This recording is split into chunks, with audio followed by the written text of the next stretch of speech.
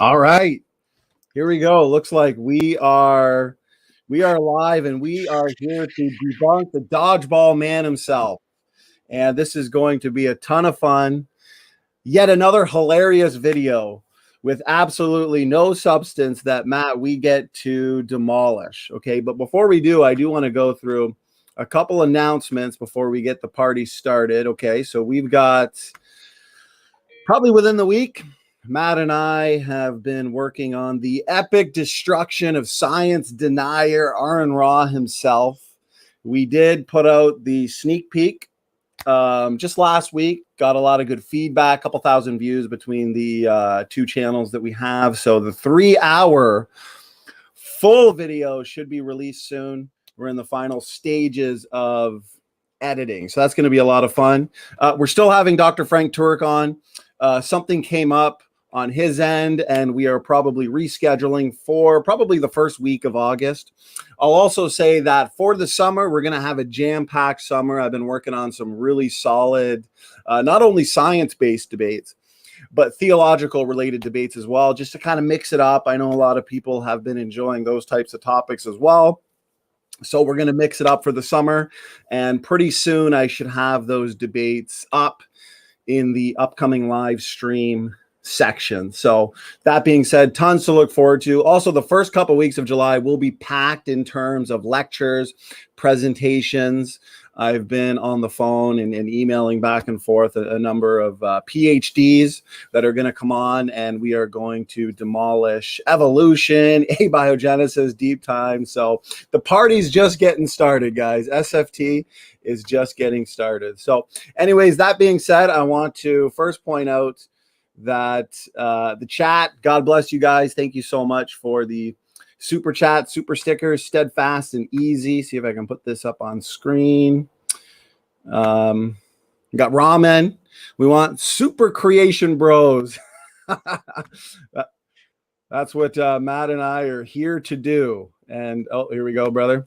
Steadfast and easy. Thank you so much. Hi, everybody. God bless. Multiple gender guy.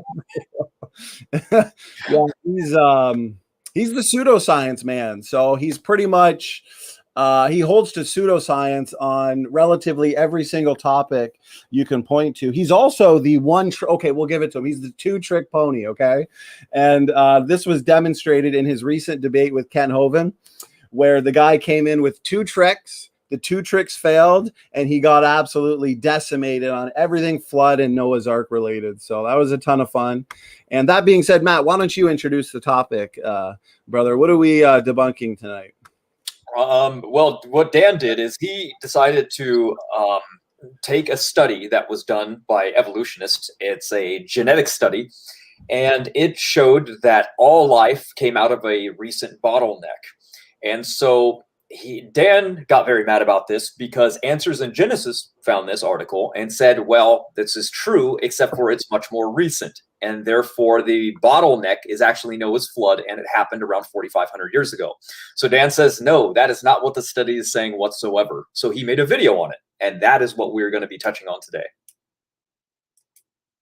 Yes, and he is runner-up again, Matt, for the Team Dodgeball Golden Dodgeball Award of 2021. So in the back there in his office, he's proudly showing off his Team Dodgeball Golden Dodgeball Award of 2020.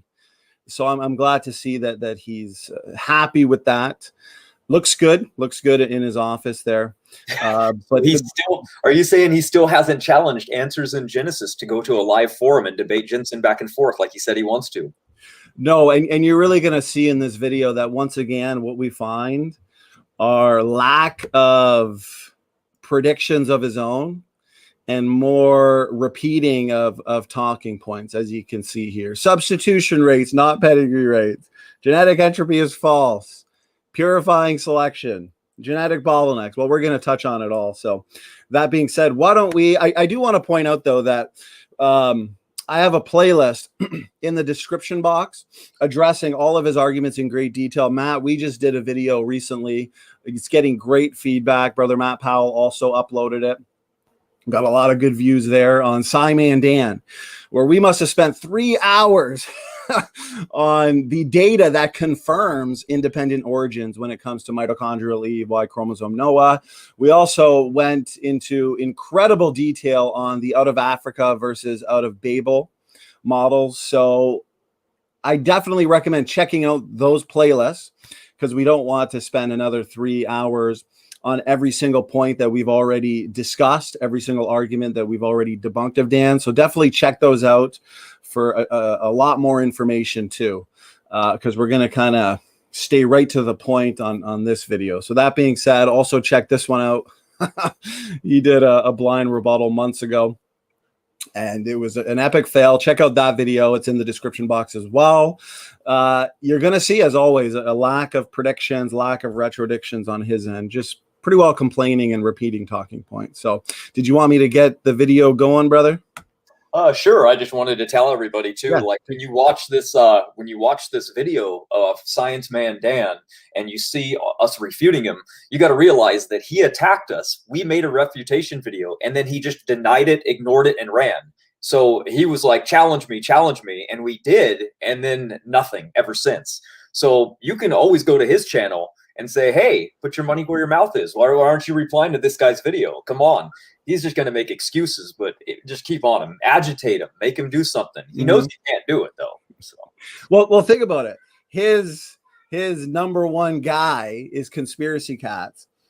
You know, we've already taken on Conspiracy Cats a couple of times, and Simon Dan then knows that he's not going to be able to match up in a video back and forth as we kind of did. He kind of gave up after one round.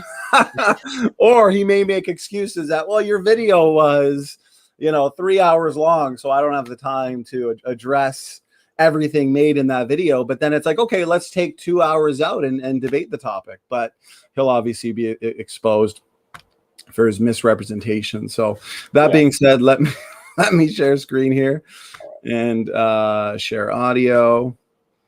Let me know, brother, how the audio sounds.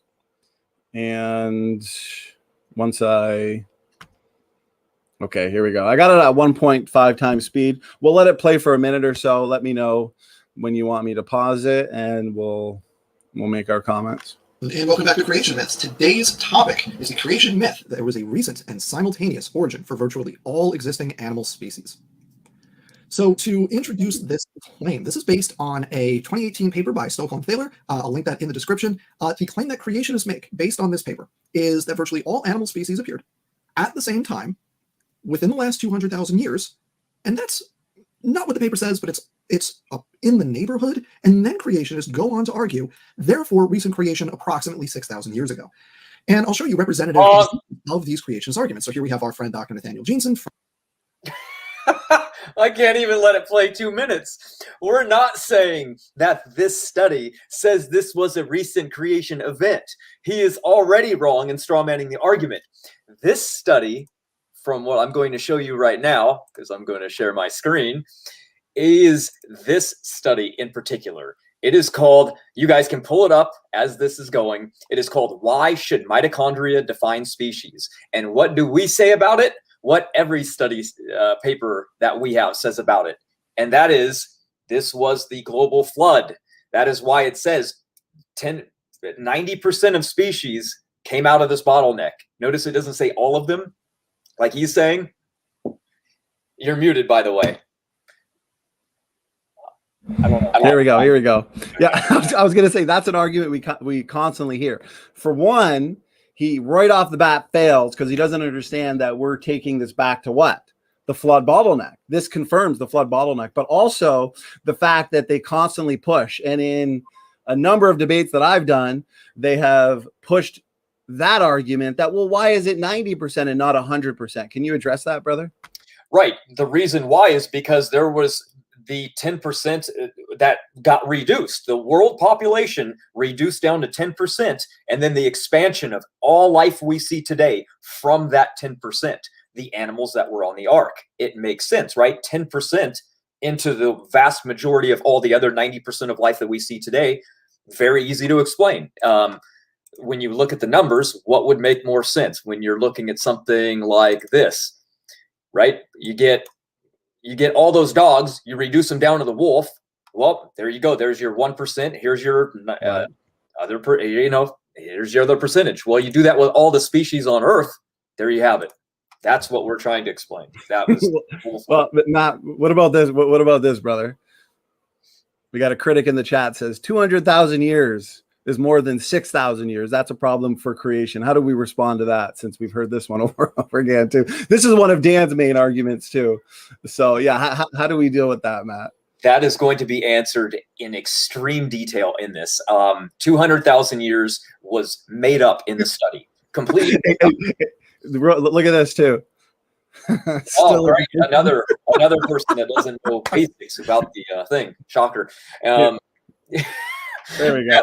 The same arguments every single day. It's almost like they don't listen or something. But okay, so the study. What is it saying about the time? Well, how come they just throw out a date and they specifically don't talk about how they got that date? It's really, really simple. This study was not to determine when this happened. It was to determine what is related. It's a study on a particular region of the gene called the CO1 gene, and it's a fragment in the mitochondria. So when you're looking at the mitochondria and you look inside of the cell and you find the mitochondria and you look over here, most people test the D loop for mutations and things, but they looked over here and they found the CO1 gene and they realized that this region ticked extremely fast. So fast that when a new species is created, let's say you're looking at these dogs and you take, I don't know, what is it, a Shih Tzu or something? And anyway, this dog now is specially bred and it creates one of these. Okay, well, with DNA barcoding, mutation rate is so quick, you can actually see when this breed arises from this one, and it can differentiate between the two, that nothing else can really do that. So they're using it to tell what species are related to one another based on the mitochondrial mutation rate of that gene. That's what they were doing with the study. That's what they discovered. And they said, oh, wow, look at that. Everything has low average pairwise differences, and everything came out of a recent bottleneck. Everything. So what in the evolutionary model says there was a bottleneck 200,000 years ago even? Okay, let's just say it's 200,000 years ago. Well, that immediately destroys evolution as well, because it's a global bottleneck. They have nothing. Matter of fact, they were so perplexed by this. I'm getting off track because this is not exactly what I thought I was going to be jumping over to, but okay, let's just jump right in. What this study is looking at is DNA barcoding And as you can see, looking at a bird and a bee, using that CO1 gene region, there's a lot of differences. You can definitely tell these are something non-related to one another. There's a border there. And how could this be possible? If evolution were true, the borders wouldn't really be there because deep time would have scrambled it. There would be no way to tell. But yet the mutation rate in the region is so extremely fast. When you look, these are pedigree studies that have been actually done on the CO1 gene right here. And you can see how fast these mutation rates are. But if this was 200,000 years ago with a fast mutation rate, you wouldn't be able to see normal species arising and a mutation and the differences, because the mutation rate would have to be too slow to see a difference over 200,000 years, but it's too fast. So looking at it again this way, we have a human, we have the mitochondria, and then we have the CO1 fragment right here, and then the chimpanzee. So that's what they're looking at. And then they did it with all the different animals. And they went around and they said, wow, look at this. We have a mutation rate that's really quick in this region.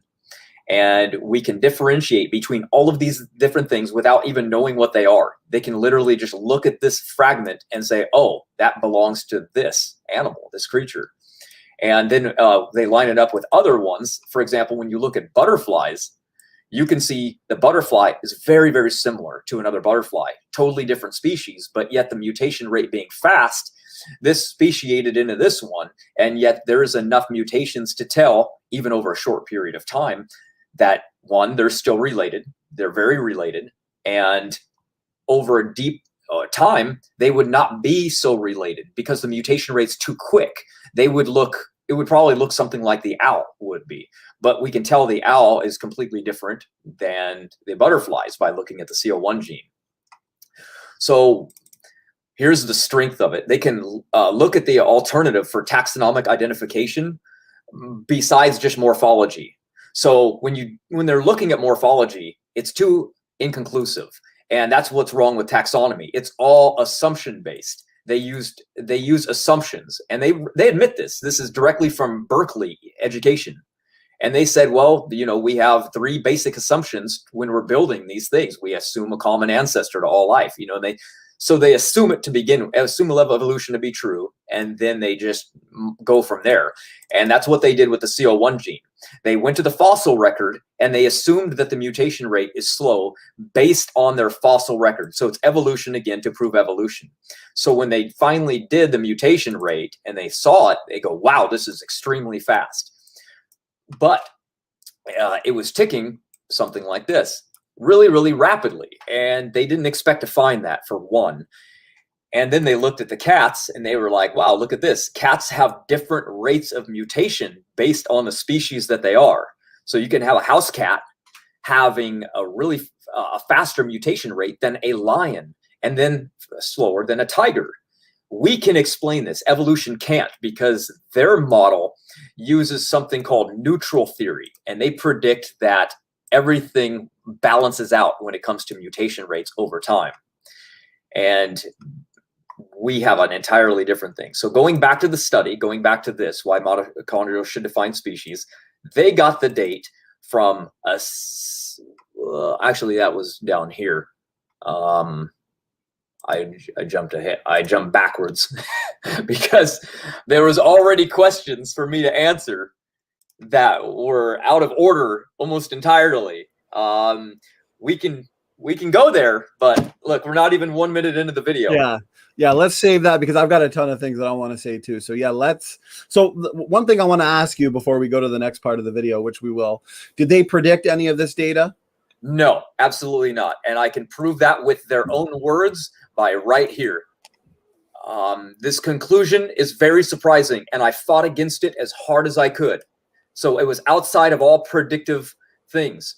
The absence of in-between species is something that also perplexed Darwin.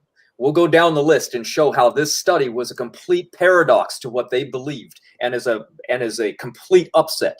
They expected land life maybe died from a bottleneck, but when they discovered all life on Earth was eradicated just 2,000 years ago, they were completely thrown. And I'll prove it again later with more quotes from the scientists themselves.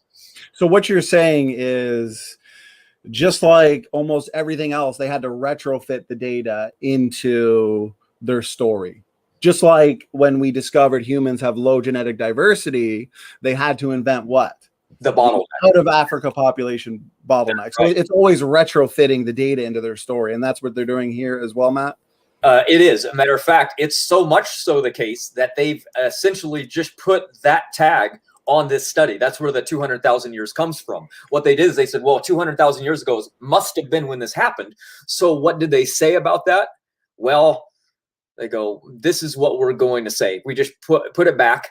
And the authors right here state one thing, how shocked they were. They said, all species show the same lack of barcode diversity. Although it is easy to imagine that humans passed through a bottleneck about 170,000 years ago, it's hard to believe that exactly the same thing happened in all species. Did herrings pass through an equally recent bottleneck? Anchovies too? Like, what in the world in their bottleneck it killed aquatic life? Nothing. Nothing was in their model did. They said, second, there is no trace in the geological record for any global event 200,000 years ago. So they're looking for it. They need to look for it, right? They're running around and they're going, well, it happened because the genetic evidence says it happened, but yet based on our assumption that this happened 200,000 years ago, there's no trace of the event. So that's their problem. They, in their own words, they can't see the obvious. They don't use observable mutation rates. They use their own mutation rate based off the fossil record, which is wrong based on their own comments, their own evidence. They look, no bottleneck, but yet it happened. So what happened? We don't know. Who cares? Oh, it happened. I fought it as hard as I could because it just sounded too much like the biblical model of ancestry, essentially. Yes. All right, here, let me share a little bit more because I know we got so much more to say, but we will try and relate it to portions of the video itself. So here we go. Let me know, guys, in the chat how the audio is. We do have it at 1.5 times speed, just so we're not here all day. I noticed a couple people said it's going kind of fast, but any slower than that, yeah, we'll be here till tomorrow with how much Matt and I like to discuss. So here we go. From AIG, hundreds of thousands of species in a few thousand years, recent mitochondrial DNA barcoding results bode well for the recent origin of species. And from Don Batten over at CMI, we have recent origin of species, a new DNA study challenges evolution's story. A major study of 5 million DNA barcodes on mitochondria has given some controversial results that fit well with the Bible's history in Genesis. So before we go any further, I just need to point out how bonkers it is the way that both AIG and CMI misrepresent these sources. Both Jeanson and Batten just go way out of left field to take the findings from this paper and twist them and contort them into something that they claim supports a young Earth. So we'll start with Jeanson here from AIG. He writes, we now have 2 decades worth of direct measurements of the rate at which human mitochondrial DNA mutates, and it matches exactly the 6,000-year timescale and rejects the evolutionary timescale. That is completely bonkers, 100% incorrect. That is wrong. I've talked at length about how Jeanson's mitochondrial most recent common ancestor calculations are wrong. To start with, he uses mutation rates rather than substitution rates. You can't do a times most recent common ancestor calculation using mutation rates. It's simply the wrong tool for the job. But it gets better from Jeanson. This is frankly amazing. So look at the second paragraph down here. He says, now let's re-extrapolate these results to other species. And then he quotes from the paper. He quotes the authors, except he leaves off the end of the passage. He writes, the simple hypothesis is that, or I should say he quotes, the simple hypothesis is that the same explanation offered for the sequence variation found among humans applies equally to the modern populations of essentially all other animal species. Namely, that the extant population, no matter what its current size or similarity to fossils of any age, has expanded from mitochondrial uniformity within the past, and that's the end of the quote. And what the authors say is within the past 1 to several hundred thousand years. What Jeanson writes is within the past, end of quote, 6,000 years.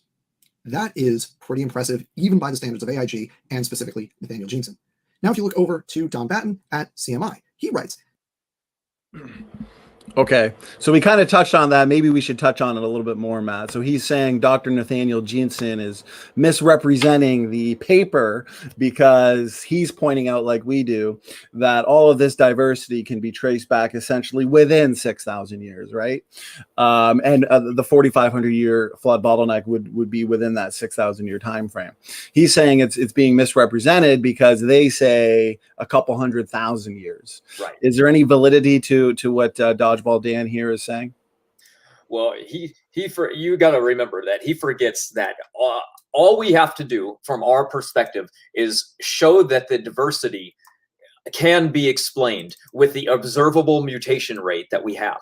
They can assume it with theirs, but can we explain it using what we see?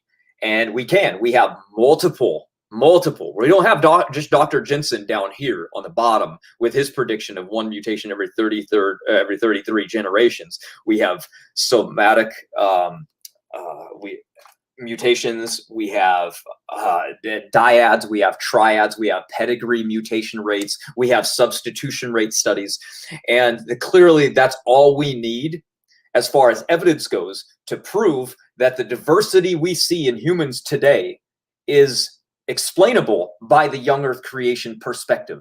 And we can. That's all we need. We only needed one piece of evidence for that, but we have multiple. We have all these, all the way back from the 90s.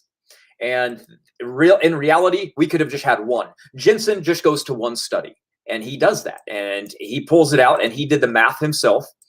And that's what he came to his conclusion, is that, look, we have this mutation rate. I ran the numbers, and all the mutation rates show that we can get the amount of genetic diversity that we see in human beings today going back 6,000 years based on this mutation rate. He could have used Parsons. He could have used Howells. He could have used anybody's. And really, like I said, all we have to do is explain it. Evolution tries to explain the diversity of all life that we see. They can't do that with mutation rates, so they invented their own called a phylogenetic method. That's fine. They can invent whatever they want. We just look at the observable mutation rate and we go, look at that. We can explain it in a very fast period of time. So what if it's just a few studies? Not everybody mutates the same. When Parsons was looking and investigating the Amish people, they mutated 7 times slower on average. Now, why would that be? Well, based on Dr. Jensen's predictions, he based the African population, when they get tested, that their mutation rate is going to be about twice as fast as the Europeans. Why? Because where they live and they have fast generation times. A lot of them have kids when they're around 15, 16, and 17 years of age. The Amish have kids up until they're 30 and 40, and they can no longer bear children. So they have children much later in age, and that goes exactly along with what Dr. Jensen would have predicted for the African people. His results aren't still in yet, but what Parsons discovered is that humans also have different mutation rates. So if you were testing generations of Amish people who have a slower mutation rate, you'd be like, oh, maybe it doesn't go back to 6,000 years. But you got to remember, Amish people didn't go, they're not coming off the ark. We're testing groups of people, and we're trying to determine, can the mutation rate that we see explain the vast amounts of mutations that are in people today? And yes, it can, because the mutation rate is fast and not a lot of time has passed. How can we have so few mutations with a fast mutation rate if deep time is true? That's Right. why they invoke that it must have been slower in the past with no evidence whatsoever. And then we showed in our other stream that there's been a recent study showing that the mutation rate is relatively the same in the fact that it's fast in all mammals. Yeah. I found one just recently. You can see it right here. They studied chickens because, they don't do pedigree studies in very many things. Guess what they found? They show the rate of evolution in the pedigree study is, in fact, 15 times faster. 15 times faster than they expected it to be based on what? Evolution. So that fast-ticking mutations inside the chickens were exactly what we would expect to see if creation was true.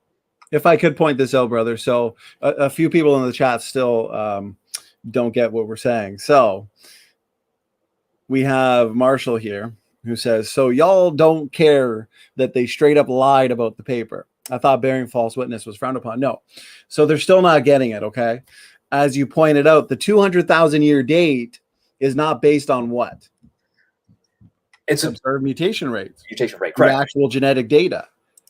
We have the genetic data and the authors of the paper are force-fitting it into their story, assuming the geological timescale. When we actually use observed mutation rates, what's the actual date we get roughly? On what mutation rates? On the study that the evolutionists are saying Dr. Jeanson misrepresented. They say this word for word. You can go into the study and they say this is Karn who actually ran it, and this it was how she did it. She goes, people colonized these regions relatively recently, a minimum of 30,000 years ago in New Guinea, about 40,000 years ago in Australia, and 12,000 years ago in the New World. These times enable us to calculate that the mean rate of mTNA divergence within human lies between 2 to 4% per million years. So basically they made up their own based on what they say right here about history, linguistics, paleontology, and anthropology. Calibrating it. Calibrated. And they did it using what they believe was good evidence. They go into their own fossil record, which they made up, and they said, well, these layers must be old, so we're going to go with that. It's like, wait a minute. How in the world is linguistics helping you determine how old animals died? How is anthropology? How are these things doing it? We're using the observable one. So when the study doesn't focus on age, they assume it. And then Young Earth Creations comes along and says, well, let's look at what they should have had this date as. Well, let's do it. Let's break down the numbers. They remember that study wasn't focusing on that. They were focusing on what species are related, and can we use DNA barcoding to determine if these are true? And what they determined is DNA barcoding. Like I said, that was the most important thing about the study, is what they say here. 99%, 99999 accurate. So yes, DNA barcoding ended up being extremely, extremely accurate. And what you're saying too, I'm going to put this to bed too, okay. Right here. And what's funny is I've had so many debates where the evolutionists absolutely fail to address this data, and then Dodgeball Dan clearly recognizes this. So he goes into full-scale damage control mode with his video, where he just repeats the same talking points that have already been debunked. So this whole misrepresenting the paper, I'm just going to see. Here's the thing. The evolutionists, they don't read young Earth creation technical literature. So Dan takes one quote out of Nathaniel Jeanson's article here, and now the supporters blindly believe what he's saying. No. Read the whole paper, because here it is, okay? Hundreds of thousands of species in a few thousand years. Read the paper, and Dr. Nathaniel Jeanson clearly points out the conclusions of the authors, okay, past 200,000 years. Goes here. It's an incredibly detailed article that Dodgeball Dan did not address. And that is why he's absolutely terrified to take someone like Jeanson on in a written debate in the AIG journal. He can't even take us on, because he's the two-trick pony, and he hasn't any predictions of his own. So right here, but did the authors never claim that most species came into existence within the past 200,000 years? Okay. And he addresses the data. He addresses the reasons that they put forth for the 200,000 year date and for the uniformity in the genetics, and demonstrates clearly that no, the rescue devices don't work. And the data, the actual empirical data, okay, is better supported by the biblical model of ancestry, because these evolutionists, as you know, Matt, they look at the data, they look at the empirical evidence, and then they blindly believe what? The conclusion of these authors. Same thing goes for a number of lines of evidence. The Y chromosome dissimilarity between chimpanzees and human beings, less than 35% dissimilar. They go find on Google a simple answer that says something like the chimpanzees have had differential, mating histories, right? So they say that was able to change the Y chromosome, even though that doesn't work for a number of reasons that we're not going to get into here. But the point is, they constantly blindly believe the conclusions of the authors rather than using critical thinking skills. Any points there, brother? No, that's perfect. What they're failing to realize is that we're not really strawmanning these authors. Those authors are already unwillingly admitting that there was a global event that eradicated almost all of life. It all went into a bottleneck, and then it came out the other side, and that this evidence shouldn't be there. It's shocking. They fought against it, and then they admitted, okay, well, it must be there. They looked in the fossil record, and it wasn't there. So everything about this was against their predictions, against what they expected to find. They fought against it, and then they had finally had to admit genetic evidence doesn't lie. Our fossil record is lying. What is true? Well, we know, based on DNA barcoding being 99.999% accurate, that all species came out. Now, remember, if you believe in evolution, every living animal that you see in your life existed from just 200,000 years ago. Even in your model, that's unexplainable because that is far too fast for species to form in the boundaries and limits that you have. Remember, you have things going into a bottleneck, only a handful, and just a few coming out on the other side. And this is worldwide, killing all fish, killing all birds, killing all land life. And yet, what in your model does that just 200,000 years ago? There's nothing. But yet the genetic evidence says that it is. So what we have then is the misrepresentations are coming from who? Are coming from the evolutionists. Right. Exactly. Not and that's why the scientists are so confused. That's why the authors are so dumbfounded and put all this in writing. Like, this is bizarre, and I don't know what to do with this. And we're saying the reason why you view it that way is because of your mindset. You went in with the wrong conclusion, and you're trying to fit the conclusion with the paradigm, and it's not working because it's wrong. Exactly right, brother. Okay, here we go. So I'm going to go play some more of the video, but please, everybody in the audience, okay, for the sake of our sanity, me and Matt, go read the actual articles or technical papers so then you can stop misrepresenting the creationist arguments. Okay, so let's go here. And audio, I believe I clicked audio on. So here we go. We'll play it a little bit more. We got some more fun stuff to deal with, Matt. So we're just getting started here. And isn't it funny that this is the best they got, Matt? I think this is why your team dodgeball captain, I guess Dodgeball Dan and Gutsy Gibbon can fight over the captain role. But it's why GG has failed so miserably, because this is who they're looking to for their answers, right? Your Strami Doss, your Dodgeball Dan, they're failing miserably. They're not putting forth testable predictions. And therefore they, which are parroting these arguments from these guys, are left with nothing. And really all we can do is laugh like we're doing here and refute them with the empirical data. So here we go, brother. Okay. The authors write as evolutionists and make evolutionary assumptions to get this extended time frame, meaning hundreds of thousands of years. He goes on to say, with some slightly different assumptions about mutation rates, the data would fit neatly with the creation of all organisms about 6,000 years ago. In other words, if we do the math on mutation rates incorrectly, if we do this math the way that Jensen does the math, which is completely wrong, you can't use mutation rates that way. But if we do the math that wrong way, well, wouldn't you look at that? All these same species wind up in the same 6,000-year window as the human mitochondrial most recent common ancestor, which again is based on the incorrect math. So that's the caliber of the arguments coming out of AIG and CMI with regard to this paper. So here's the actual paper.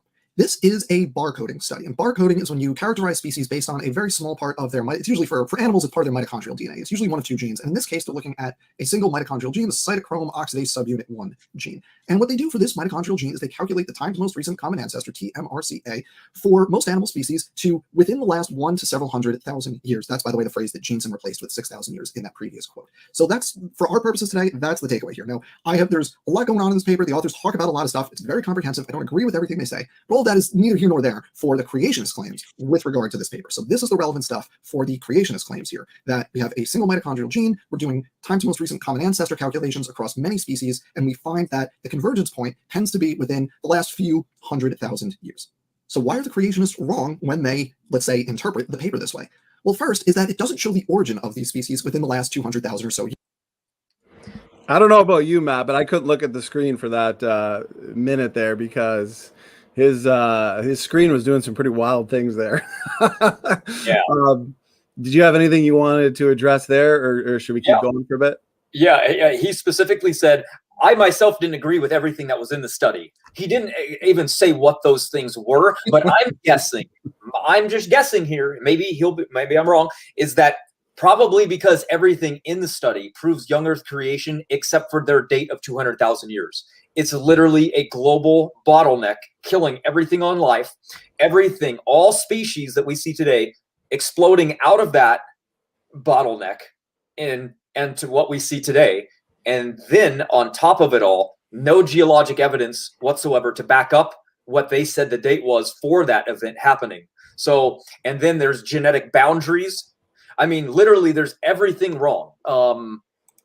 Let me just screen share real quick because I was thrown off when we did that.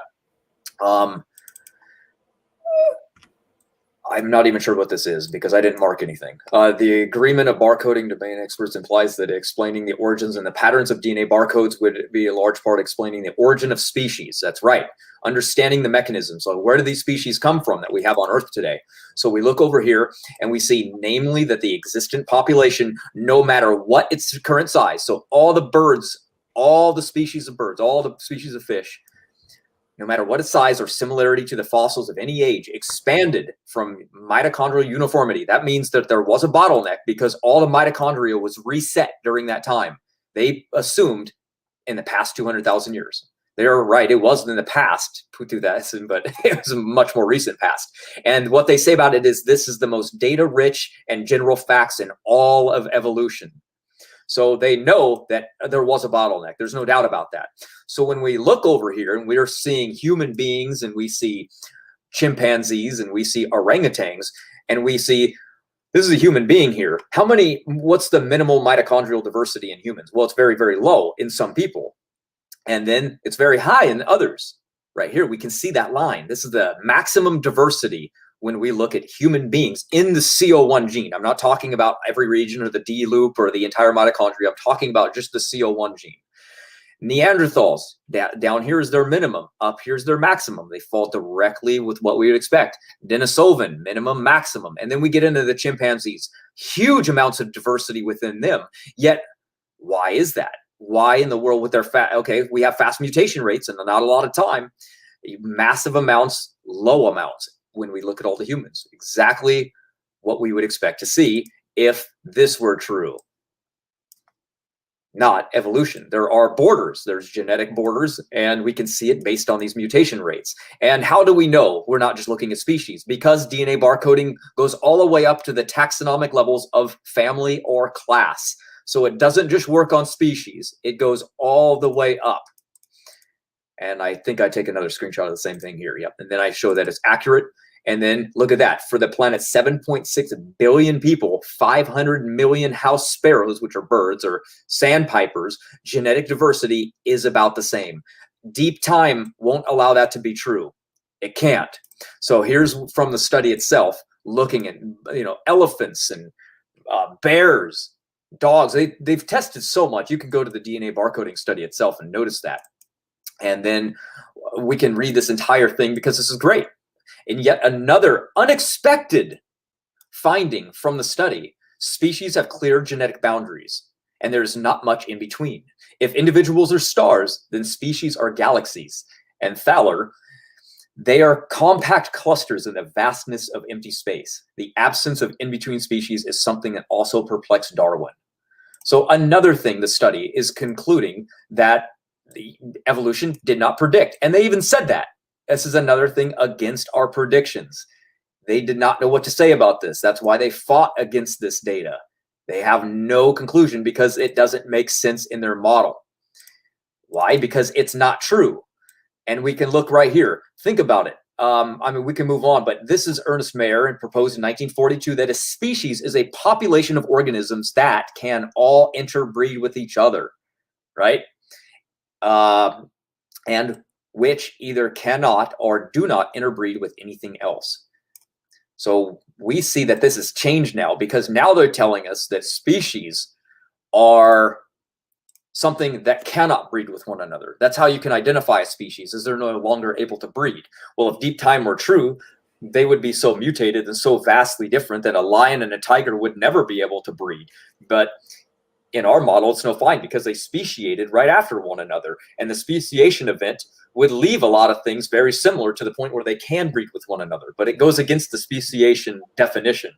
But yet all cats can have offspring. Obviously, some can't. You know, you can't get a house cat to physically with a lion, but in vitro, it still works because they're still related, and not a lot of time has passed, even though the fast mutation rate. So we can move on. I just wanted to go over that real quick. And I want to point out, what is all this genetic data, okay, that sets genetic boundaries in ancestry? It confirms separate ancestry, which is amazing, because now we can go in and make predictions, we can make retrodictions, and we can determine what exactly is related and what's not.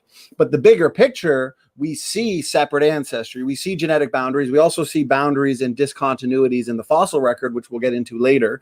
We had Dr. Matthew McLean here to demonstrate boundaries in the fossil record when it comes to Dinosauria and the Therapsids. And what's so funny is RJ Downer, that's his favorite topic. You'd think he'd be jumping all over that to refute it, and that discussion we did months ago goes untouched. Of course. Irrefutable.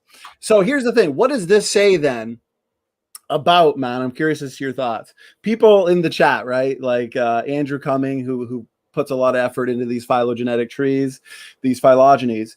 So when we're then building these trees based on shared derived synapomorphies and various traits and morphology, and looking to species trees and gene trees, we can even look at amino acid trees, okay? What does this say about their conclusion, since they assume evolution to prove evolution, and they assume that everything on these trees go back to a common ancestor? They assume universal common ancestry, and they believe that these trees demonstrate that. But you're showing the genetic data actually refutes that. So what does that actually say about their conclusions derived from their phylogenetic systematics exactly? It just shows us that it's assumption based, and they're not willing to see past it, because just like the authors of the studies, they're fighting against the evidence as hard as they can. But the genetic evidence is telling us one thing and they're saying another, but they're not allowed to do that because they're they're paid to do these studies. They get government grants. They can lose their jobs. Like, look at what happened to Mary Schweitzer, right? She was afraid for her career. So of course she's not going to say she's a young earth creationist, because her other colleague that said this is young was fired. So it only makes sense that you're going to go, I'm going to find an answer to this, and I don't care. They're just going to accept it. And nobody ever questions what she found. As far as the rescuing device, the iron preservation, nobody said, oh, she's full of it, I'm going to prove her wrong. They were like, oh, good, she got one. She came up with something. That's all they're looking for, is just an answer. They don't care if it's true. So when all the evidence keeps pointing at something, when, if you're saying, oh, this goes back a really long time, but then you look at the evidence and everything is fast, and as far as mutations go, well, it can't be. It's just that simple. You can't invoke a theory that's an assumption about, well, maybe things didn't mutate, or maybe mutation rates were super slow in the past. You can invoke whatever you want, but that's fairy tale. That's nonsense. And once again, I want to point out from the chat, 0 rebuttals, 0 refutations, 0 predictions, okay? And yet we have here we go with the conspiracy theories. These aren't conspiracy theories. We've already shown quotes where they admit that they assume evolution to prove evolution. They assume ancestry going into their phylogenetic systematics. Okay, so they admit that they assume the bigger picture, but they can question the details.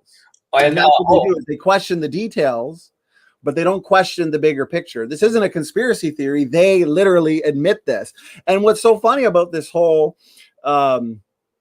debate when it comes to ancestry, okay? And you and I, we like to focus on the bigger picture. We like to focus on ancestry. We even like to focus in on human ancestry. We like to go as close to home as possible, right? And that's what I don't like about just hanging out in abiogenesis, because essentially you could, in a way, show the flaws of abiogenesis, but then the evolutionists will just say, well, biological evolution means it changes in allele frequencies and populations over generations, and the biological evidence suggests humans and apes are related, right? But then we point out, no, we can go as close to home as possible, and we can demonstrate through genetic diversity, through mutation rate data, through DNA function, that humans and apes are not related. All you have to do is show one example, right, Matt, of separate ancestry. And what does that do? It completely decimates universal common ancestry, because they assume humans, apes, They would just say, you know, the great apes are non-human apes because they assume humans are apes. Clearly, humans are not apes if we're showing the genetic data that demonstrates humans and non-human apes aren't related. So the point is that absolutely decimates universal common ancestry and also decimates origin of life as well. And we have predictions to back that up. So they can make any conclusion they want based on their phylogenetic trees and the assumptions behind their phylogenetic trees. But the fact is, what we see are genetic boundaries. We see genetic boundaries and genetic diversity levels in the CO1 gene through barcoding that is contradictory to universal common ancestry. So I just wanted to point that out, that all we need is one example. We have that with humans. The data suggests they're not related to any other form of life. And we also have that with the discontinuity data in the fossil record, which we'll get into later. And we have that in the diversity data when it comes to DNA barcoding and this genetic boundary study. So no, there's so many reasons why banana plants, whales, humans, and monkeys are not related. And that decimates universal ancestry. So I just wanted to point that out, brother. If you had a couple of points to make, we can go back to the video. I did. I would love to know how this is a conspiracy theory when Mary Schweitzer said it herself in multiple interviews that she was afraid for her job. I would love to know how it's a conspiracy theory when Mark Armitage was directly fired because he was a young earth creationist saying that this was evidence. I would love to know why you think you would pass Dan's class if he was your teacher, if you were a young earth creationist. What makes you think Dan, who hates the subject, would let you pass his class? How is that science? Science is supposed to be showing contrary conflictions. You should like that we exist and that there is a battle going on, because that's what real science is.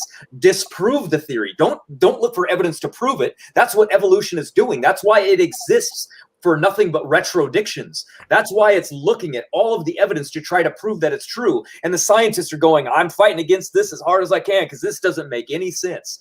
That's not a conspiracy. That's reality. And that's what reality. That's it.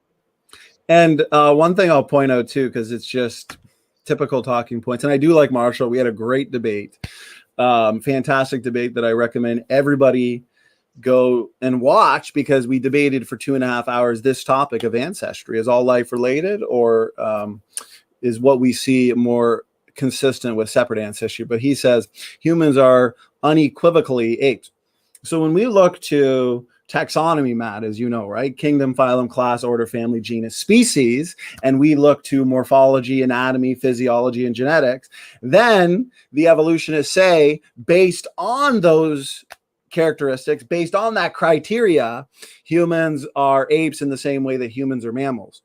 But here's the thing.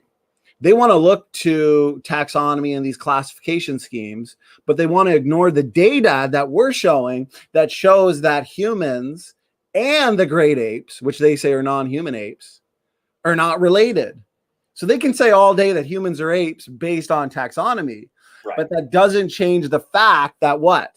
Humans and non-human apes are not related. We see boundaries. It's just not possible. What are your thoughts on that, brother? I know you've spent a great deal of time on taxonomy. So right. No, I was showing that earlier, that it's they admit from Berkeley itself, they admit that taxonomy is nothing but an assumption based, and the assumption directly comes down to evolution being true based on taxonomy. And I don't know where that is in my slides. Nope, that's not it. But I was showing this earlier, and that's based on the genetic boundary line that the study's talking about. There's clear genetic boundaries, and that would not be there. There's no way that would possibly exist outside of it. But they can believe whatever they want. But I mean, they've been fed this nonsense since school, just like us, right? We took it hook, line, and sinker. It wasn't until we just stepped back and said, let's look at this. Let's look at the bigger picture. Let's stop narrowing in and trying to like really isolate one particular argument. Let's stand back and go, let's look at everything. Like, what are we looking at here? What's the bigger picture? They want to nitpick and be like, well, what about salamander eggs? What are you talking about? What about broccoli? What about broccoli? Man, what are you talking about? Just step back and relax. You know what I mean? It's just like, You're hyper focusing on one thing because you know all the arguments tie together to make the ultimate answer that you don't want to hear. So stop pretending you want to hear the answer. You don't. You just want to go find another question that might trick us because we might not have an answer for you. That's all they've got left. Well, can you briefly, before we go to the next part of the video, can you briefly go over the taxonomic boundary paradox? Yeah. Ooh, that might even be in a folder. Hold on. Yeah, the taxonomic boundary paradox, because Carl Linnaeus, when he first came up with the taxonomic system, he wanted to classify everything, but he was a creationist and he knew that things were separately created. So he came up with like, oh, this is the taxonomic equivalent to this species of animal, right? And so he started naming things and classifying them. And then taxonomy started to being adapted to the evolutionary theory more recently. But because there were boundaries, now in evolution theory, you go back and those boundaries don't exist. Things go from a bear and a dog to a bear dog. Well, that boundary is now gone. Where do you classify that? Well, they have now what's called a taxonomic boundary paradox, because they didn't anticipate that would be something that they would find in the future, that there would be boundaries.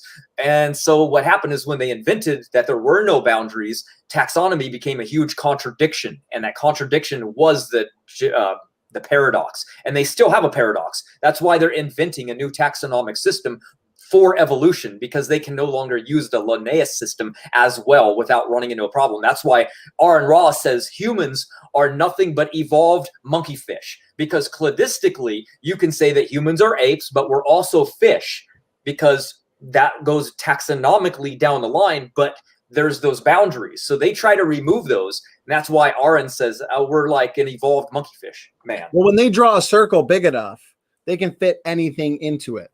Right, you could make a circle and title the circle "Things That Breathe Air." Well, you're going to fit, or vertebrates, mammals. You know, you can fit anything into that, and that's why, from our starting position of separate ancestry, obviously, since what we're looking at is similarities in DNA, RNA, proteins, morphology, anatomy, physiology, then therefore we would safely conclude that God would have created some creatures more similar to each other, while other creatures are less similar. And that's what we find, obviously, because we're all made up of the same building blocks. Of course, that's what we would assume and predict. So the question is, are those hierarchies there by descent or design? And that's where, Matt, as we're doing here, we look into the boundaries. We look into boundaries in terms of the fossil record, in terms of genetics. We can look at mutation rates. And what we find is that, for one, the genetic data puts a line in ancestry showing that no, not all life is related, although we can categorize all forms of life into taxonomic categories, because we're all made of fundamentally the same building blocks that code for the phenotype, code for the morphology, the anatomy. This is basic. Like I said, draw a circle big enough and you can fit anything into it. But the thing is, we go into it and we look at the specifics and the details, and the genetics is the best way to determine ancestry, as we're doing here. And that's exactly what we find is boundaries, discontinuities.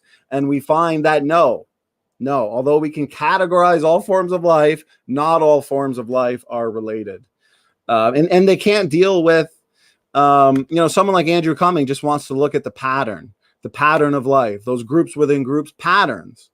But he doesn't ever want to deal with the actual data that suggests that those patterns are there by design and not descent. And that's the problem, is you want to hang out in phylogenetics all day, but then you don't want to deal with the data that shows your phylogenetics is mostly based on assumptions that all life is related, but there's data, empirical data in real time that suggests not all life is related. So the trees are only as good as the empirical data, especially when you're looking to morphology and anatomy in the fossil record. They can look to anatomy and morphology in the fossil record and build any trees they want.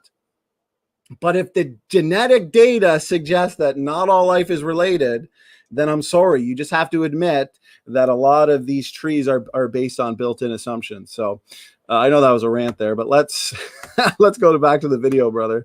Okay. And then I found my taxonomic. Okay. Yeah. If you wanted to play it, go ahead. Or if you wanted to make a couple more points there. Sure. Yeah. Real quick.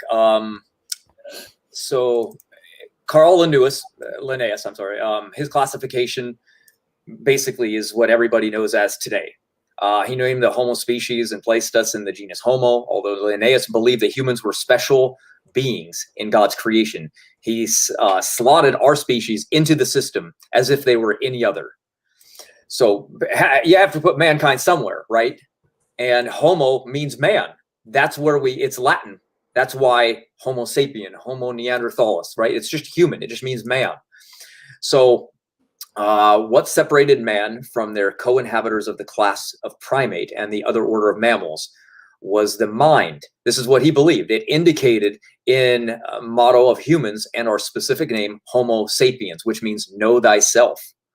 So that's something. And then he believed that there were boundaries. And this, what I was saying earlier, he was willing to push the boundaries of what the Bible taught. He believes this is why the taxonomic boundary paradox is now a problem for them. I'm not sure what second Adam is. Let me see. The Swedish naturalist Carl von Linné became known during his lifetime as the second Adam because of his taxonomic endeavors. Sorry, that was just, all this is from my video making. So that's why it's there. Here's where it shows that sloth was in the same taxonomic thing as human beings, as primates, Carl Linnaeus, because before they found primates, humans were classified most related to the sloth. And it wasn't until they discovered primates that it changed. Here we are with bats. Bats are under primates, by the way. And that changed in the 11th edition, but in the 10th edition, we would be calling bats primates. So taxonomy can change. It changes all the time. So because it's subjective, that doesn't make it actually true. So humans are the only member of the genus. I think that was pretty much it. Here's the boundary paradox I was talking about. The term boundary paradox refers to a conflict between traditional ranked-based classification of life and evolutionary thinking. This apparent ambiguity cannot be resolved with the Linnaean system. Resolution is only possible if classification is cladistic. Notice that? You cannot resolve it with his. That's why they're inventing something else, because they can no longer do it with what the theory that they invented. Ape is an English word. So that you can see my video on taxonomy sometime. It's on both of our channels. I recommend watching. It's probably half an hour to an hour. I couldn't get you a link right now because this is on my mind, but I can put it in there after the video or something. You'll like it because it just goes through all of the history showing that it's just made up. That's a great point, brother. And I want to point out something that Speed of Sound said, which I found was hilarious. So he was pointing out that, okay, we're looking to these hierarchies and we are showing that they are there by design, and we are looking to DNA function. Because one major assumption of phylogenetic systematics, Matt, is that evolutionists assume all DNA differences, all genetic markers, okay, whether they're looking at various pseudogenes, okay, they assume they are the result of what? Mutations, genetic mistakes, evolutionary processes, okay? That's why when you look to these amino acid trees that Dr. Herman Mayes looks to say that we're all related, okay?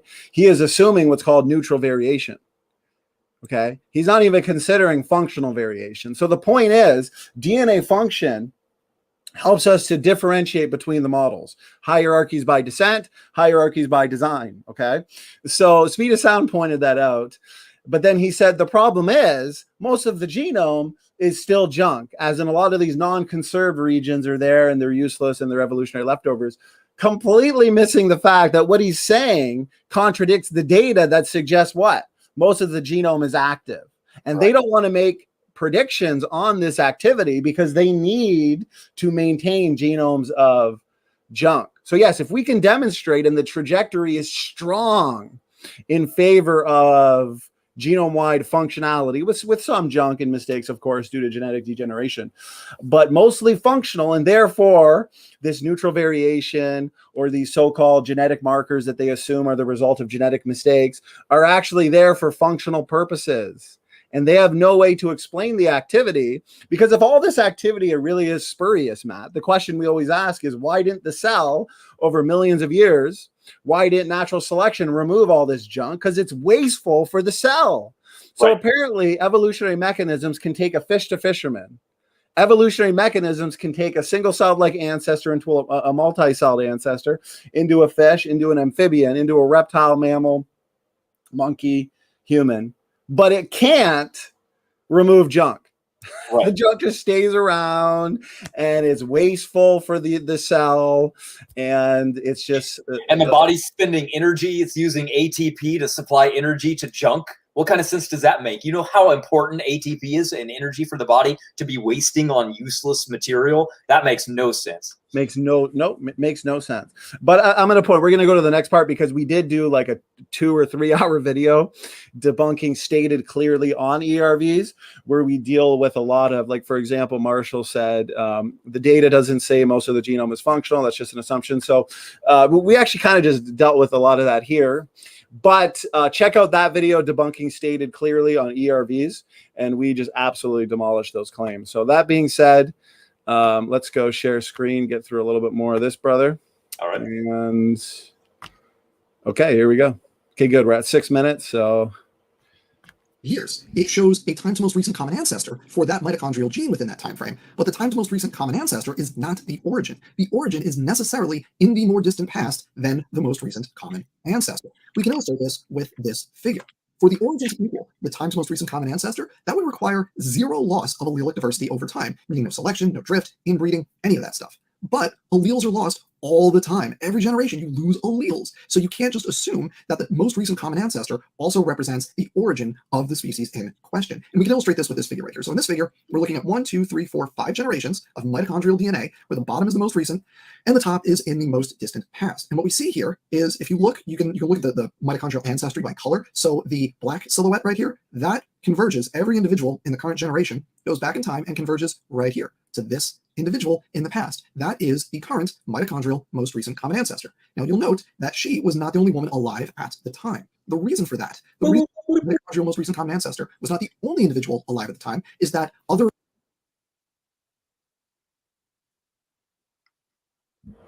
oh, did you want me to pause, brother? No, sorry. I was. Okay, I thought I heard. I'm sorry. No worries. Mitochondrial genotypes are lost over generations. So you have all these other colors representing other mitochondrial lineages.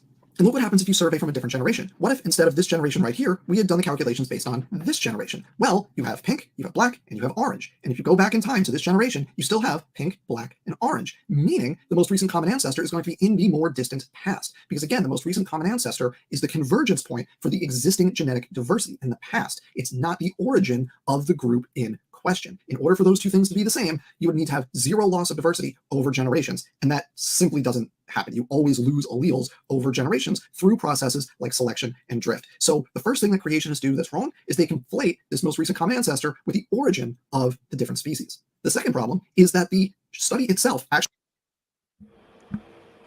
Is that a conflation we're making real quick before we... I don't see how it could be.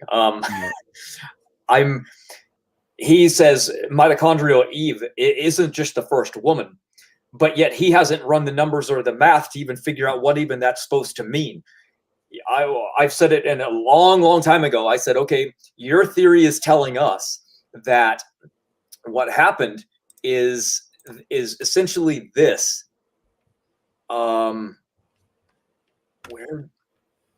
This is essentially what evolution believes. Okay. Now, you guys would recognize this. This is a bunch of people alive.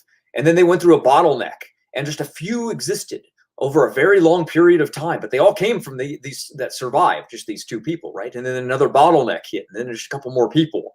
And long periods of time, then another bottleneck hits. These are people over time. You know, this is probably the split, right? About 7.5 million years ago. Then boom, another 200,000 years ago, boom. And then Catawba catastrophe 75,000 years ago, right? So these are bottlenecks that they say are happening. And then there's these two people. Well, where are the other ones? Where are all these people in the fossil record? Well, they're not there. Where's the genetic evidence for all of these people? Well, those aren't there. Where's the 10,000 women that supposedly only gave birth to what, boys? There's no women. Mitochondrial Eve is only one of her kind, so she has to say, well, there were, the 99 other thousand either didn't have children at all, or they only had boys, and there's no evidence left anymore. That's where that comes from. So if you want to believe that over the most simplistic, obvious one, that the genetic evidence is telling us that there was just a worldwide global bottleneck that wiped out everything fairly recently, I mean, go ahead. I'm not going to tell you, like, I don't care if you believe in evolution, but don't tell us that we don't have evidence for young earth creation, and definitely don't tell us that your evidence is better, because it's not. It's just this good retrofitted data. It's like finding a pin and then making a story about why that pin exists. Sure, you can come up with any theory. It might even sound legitimate. That's what evolution does. So when people go, well, evolution doesn't have evidence. Well, it does. It's got the pin, but it just made the story up. We're explaining why we saw this pin get made. We watched the process because we can see it, and we go, wow, that's how it got made. There's a creator, right? We literally witness fast mutation rates, and they say, no, they're slow, and they're based on phylogeny. And we say, well, why are they fast when we look at them? They are fast. They're fast in everything we've ever tested. We're fast in humans. And the only reason that they could be fast is if it was recent. So see what I mean? The evidence is just better. We have more of it. It's superior. Of course they have evidence, but ours is just so much better because it's observable and predictable. We have a study. We have one where we make multiple predictions. You guys can go falsify it all you want. Here it is. Here's the link. Okay, you can go to creationist clothing if you want, and go invalidation of the evolutionary mitochondrial neutral clock. So you can find it on. I should have left that up so you guys can see the name more. You guys can find it on ResearchGate. You can find it on academia.com. You can find it here on creationist clothing. It's everywhere. No one says any. Matter of fact, the two people that were evolutionists that did read it had good things to say about it. So they must not be anti-young earth creation, because, as soon as you post it on a young earth creation site, all you're getting are the Swami Dasses and Dans who are like, they're up all night long reading it to try to find anything wrong. These guys are they believe in evolution. They read through it and they're like, wow, I never considered that. Thank you for that perspective. That's what they should be doing. Tell me why we're wrong. And another thing too, don't they, like, when they look to these, we dealt with this in one of our Y chromosome videos, where Evograd and Erica, I believe, were showing the differently colored people on these graphs that show lineages changing over time. But don't those assume constant sized populations? Yes, they have to, because without different sized populations, you don't have different rates of substitutions. See, what happens in smaller people groups, mutations reach fixation faster, right, and therefore they become a locked fixed mutation that you find in the entire population. And that happens quicker in smaller populations. And then over time, they're hoping that they would get weeded out, right, because of evolution. And we say, once they become locked in, that's pretty much how we can count backwards using substitution rates to determine when the most recent common ancestor was, because it's superior to mutation rates. Because as I was saying earlier, you might have a different mutation rate than me based on our generational patterns of when our parents had offspring. So therefore your mutation rate might be a little bit faster than mine. You might have more mutations than me. Africans do, because they constantly, generation after generation, have faster generation times. So therefore they have more mutations, therefore they look older. And that's a good way to explain the neutral theory and how it's wrong, because they said that we all are going to find the same. As where, okay, here's a door. That door represents a bottleneck. Now, which one of these is older? According to evolution, it's the orangutan, followed by the gorilla, followed by the chimp, followed by humans. And, well, what does the evidence show? Well, it does show that. But how would this explain all coming through a recent bottleneck. How in the world could this one look older than this one, than this one, than this one? Because that is what we see. And now that we know mitochondria was reset at the bottleneck, there's only one way to explain the data. And that is that the orangutan, which has a fast generation time, they have the youngest young around 14 years of age. Then the gorilla, or I'm sorry, theirs is around 11. When they have a children. And then the gorilla, a little bit older, like 14 to 18 maybe, and then the chimpanzee, and then humans come along. That's why they have different mutation rates and different amounts of fixed substitutions. You would imagine that an orangutan would have a lot more fixed substitutions if it's literally had double the generations as a human being, right? So when you're looking at orangutan, it looks older evolutionarily because they're looking at mutations, which it has more of. So therefore they conclude, well, it must be older. Well, now that we know that the bottleneck reset mitochondria, the only evidence that's left is young Earth creation, because that better explains the data. Amen. Amen. Well said. And when it comes to these, it's so funny because these videos we put out where Erica and her 3-hour attack on us tried to refute Dr. Nathaniel Jensen's confirmed predictions, right? In terms of the history of civilization, which Dan hasn't even attempted to address, which is hilarious. Okay. And let me tell you, the professional YECs, the ones making these predictions, they are well aware of the dodging, okay? Because they are well aware of the fact that we have the one-trick pony Dan complaining and yet not making any testable predictions of his own. But most of human history involves population growth rather than these standard methods, right? Where they use a lot of guessing. And it's highly inference based. Okay, they assume a constant population size, then they derive their equations on that basis, and of course modify them if they run into situations of population growth. But this is all clumsy, and Dr. Nathaniel Jensen's method for inferring population growth is not stasis and does not invoke these erroneous assumptions and inferences. And what we find based on his methodology are, and I wanted to just share screen real quick because once again, this just demolishes. Let's see if the phylogenetic experts in the chat can deal with this. Okay. So this is new. And Dr. Nathaniel Jensen, he's put out a couple new presentations that we've watched. They've had a couple conferences, and these evolutionists are so behind.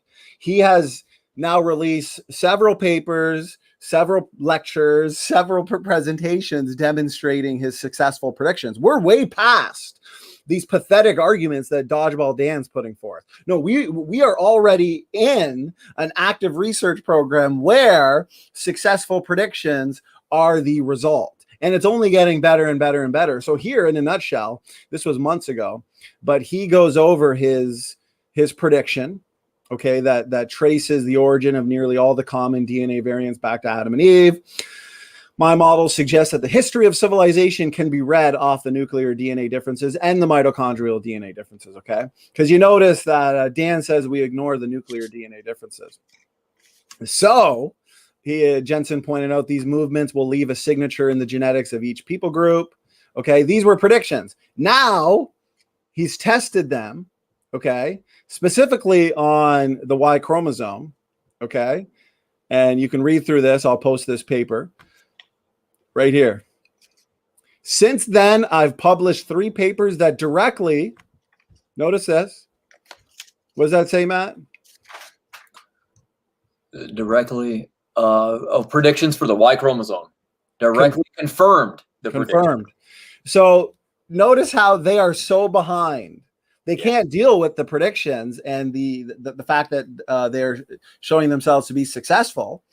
They either have to, they're the ones invoking a conspiracy saying, well, Dr. Nathaniel Jensen's lying. He didn't really confirm the predictions, even though they haven't read the papers and watched the lectures. Okay. So he talks about, with this precedent in hand, in spring and summer of 2020, I began to explore the global ramifications of these findings. I looked for the signatures of human history and the DNA of people all around the globe. Because remember, if what we're saying is true, And all of this data. So you want your dodgeball Dan, okay, which is trying to say that we're ignoring substitution rates. We're ignoring the role of genetic drift, purifying selection, genetic bottlenecks, whatever, okay? But we are saying, no, we can account for purifying selection. We account for genetic drift. We only have a few DNA differences separating any two people in the Y chromosome and the mitochondrial DNA. Therefore, if what we're saying is true, then we should see a lot of what? Genetic signal. And we should be essentially able to read the history of civilization in these DNA compartments. And that's exactly what we're finding. We're finding more signal than noise. But if what Dan is saying is true, we should find more noise, less signal. But he doesn't want to go out and test that.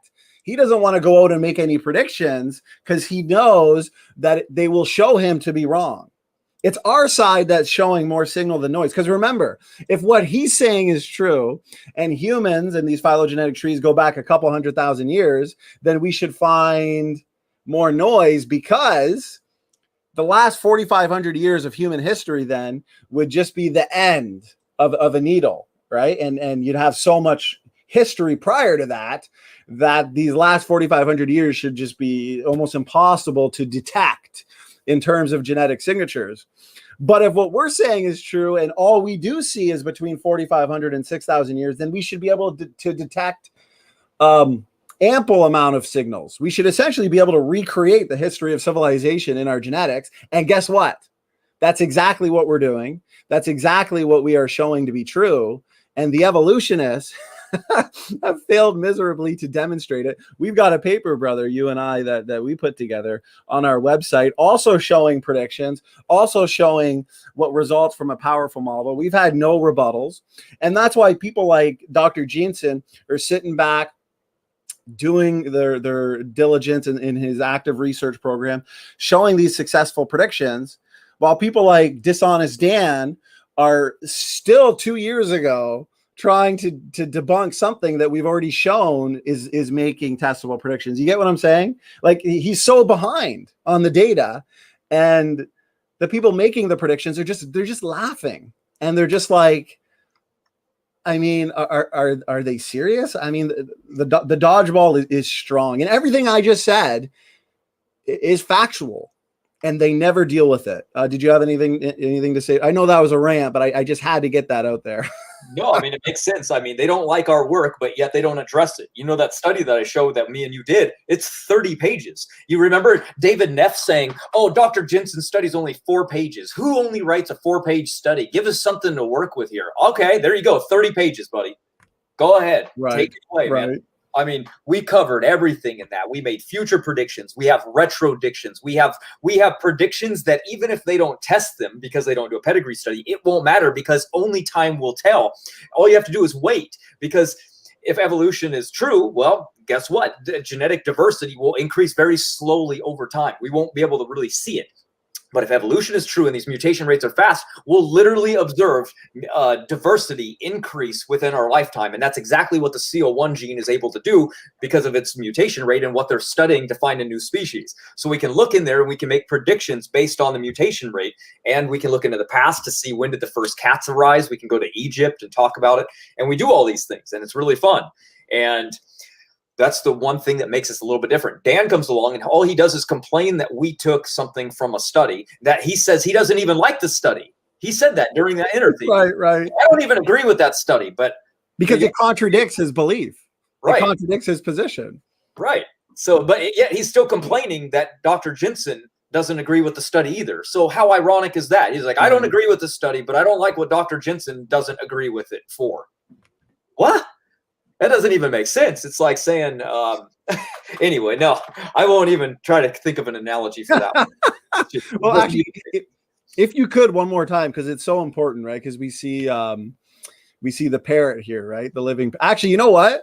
This meme is probably the best evidence I've seen for universal common ancestry, because Dodgeball Dan really does have a lot in common with parrots, right? Which means he must have derived those parrot-like traits from a common ancestor of parrots. So I don't know. I think that might destroy our position. I mean, the way he just parrots the same 3 talking points over and over again.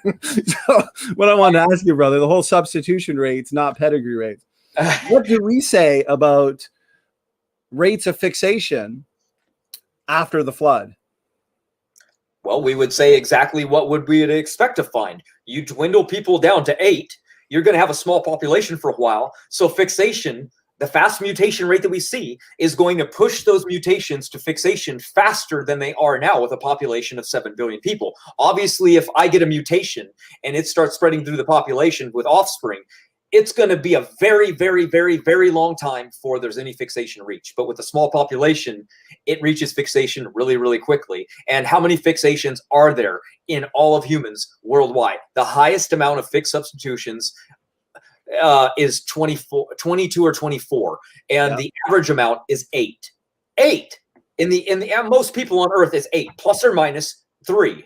That's the average. So we have 2 bottlenecks. We have the global flood, 8 people, and then they start reproducing. They live up until the Tower of Babel, and then they disperse again into small people groups. So you have 2 areas where the human population dwindled down to, or didn't really dwindle down in one. They just dispersed into people groups where there's small populations of people with fast mutation rate reaching fixation quick. Our substitution rate, with Parsons discovered, and actually a lot of people, is that the substitution rate is going to vary about 1 fixation every 25 generations, up to about 33 to 44 if you go with Howe or Lyell at the 36. But it doesn't matter. All of them, we're able to explain the diversity based on these fast substitution rates that we see. So my question is my screen sharing, brother? Yes. On these trees, okay, we got a mitochondrial phylogeny here. Whoops. And a Y chromosome phylogeny. So therefore, based on what we're saying, okay, faster rates of fixation after the flood. Obviously, right now, rates of fixation are slow because we're living in a world where people groups are spread out all over the planet. We have 7 billion people on the planet. Of course, most new variants are going to be lost, okay? But when you got 8 people after the flood, okay, you got rapid and exponential growth, then when we look to these trees, we only see a few differences, right, Matt? Like you pointed out, in both the Y chromosome. And this is what's so funny about these people that are obsessed with these assumption-based methods, right? Like Andrew Cumming, and he's a good guy. We like him. He's just he's not dealing with the differentiating lines of evidence that essentially just refutes his entire argument that he focuses on completely. We have these phylogenetic trees of humans. We only have a few DNA differences separating any 2 people, right? We have explosion from a center point. We have the data that is exactly what we'd expect from our starting point. So the question is this a reflection of hundreds of thousands of years or only a few thousand years? Well, based on what you just said, Matt, in terms of substitutions, fixation rates, which model better explains the data? Well, ours, because when we look at the people groups today, and we find that larger people groups in general have lower substitutions within them, it matches perfect. When they've ran those charts and they looked at the Aztec, and they find the data and they're like, look at the smaller people groups has more mutational differences than the bigger ones. It just makes more sense. Exactly. And this is why we can look at these trees and we can clearly see that this is only a reflection of a few thousand years, right? And the evolutionists want to say, well, the reason why there's so few DNA differences is because of purifying selection and all of these things that Dr. Dan, because Dan will say, well, we got to look to the phylogenetic rate, not the pedigree based rate, because they don't like the pedigree rate. They don't like the empirical rate because it's too fast. Well, what's funny is overall, we only have a few DNA differences anyway. So we have more than enough room to account for purifying selection, genetic drift, bottleneck, so on and so forth. And not only that, we're the ones that are able to make the predictions that, okay, not only the data Not only is the data strongly supporting our position, we're going to make predictions on the history of civilization. This really is a reflection of a few thousand years. Therefore, we should be able to read the history of civilization off of these trees using the DNA genetic markers. And that's exactly what has been confirmed. Dr. Jensen's confirming it right now. We've got a paper on our website that's showing the predictions. And so it's just not looking good for them. Matt, not looking good for them at all, brother. So maybe we should smash through the rest of this video, make our final comments, and then watch as Dan dodges, ducks, dips, dives, and dodges once again. See, here's the problem. When you're a two-trick pony like Dan, and you can't go outside of your really hyper specific field, then when we do videos like this, what he does is dodges. He's dodged all our rebuttals because remember, we're throwing too much out that's contradictory to his position and consistent with ours. He can't deal with it. So I mean, he even has to disagree with his own studies because they match ours. It's horrible. Can you imagine having to do that? I've had more right. It's funny because these PhDs actually do worse in debates than your non-PhDs, right? Because the non-PhDs on YouTube actually study more topics to try and work out which model's better, right? So, and I think we clearly seen that, especially on Modern Day Debate last week with with Neff and also with Dan. Dr. Stefan Frello I debated couple years ago, Modern Day Debate, and he literally just had to admit to 90% of my opening statement is creation versus evolution. He's a PhD.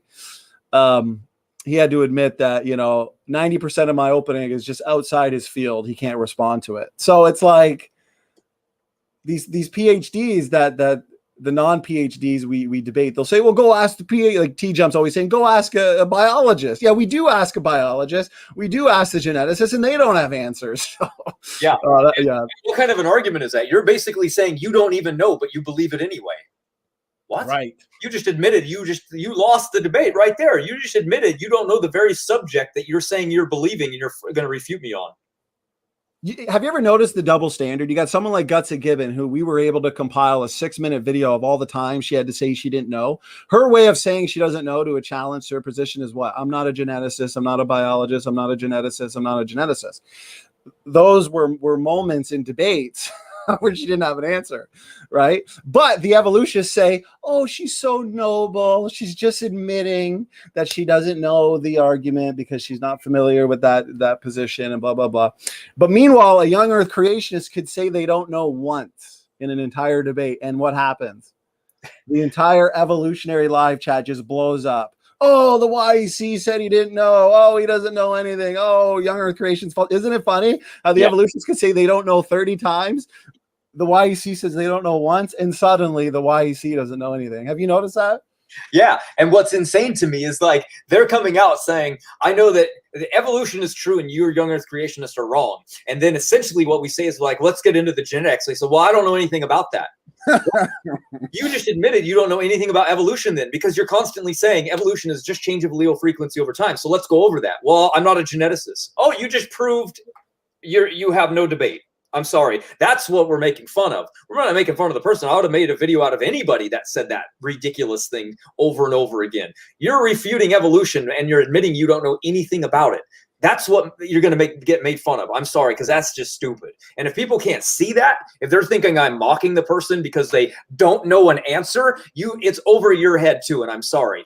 Then I should put you on the list as well. Exactly. And I think I'm on, I know I'm screen sharing, but I think you can still see me in the corner. So yes. Behind me, I've got most of our books. I've got some more of our books over on the shelf, but we've got everything we're saying here in more detail. We've got an entire book on mutation rates going through all the different studies.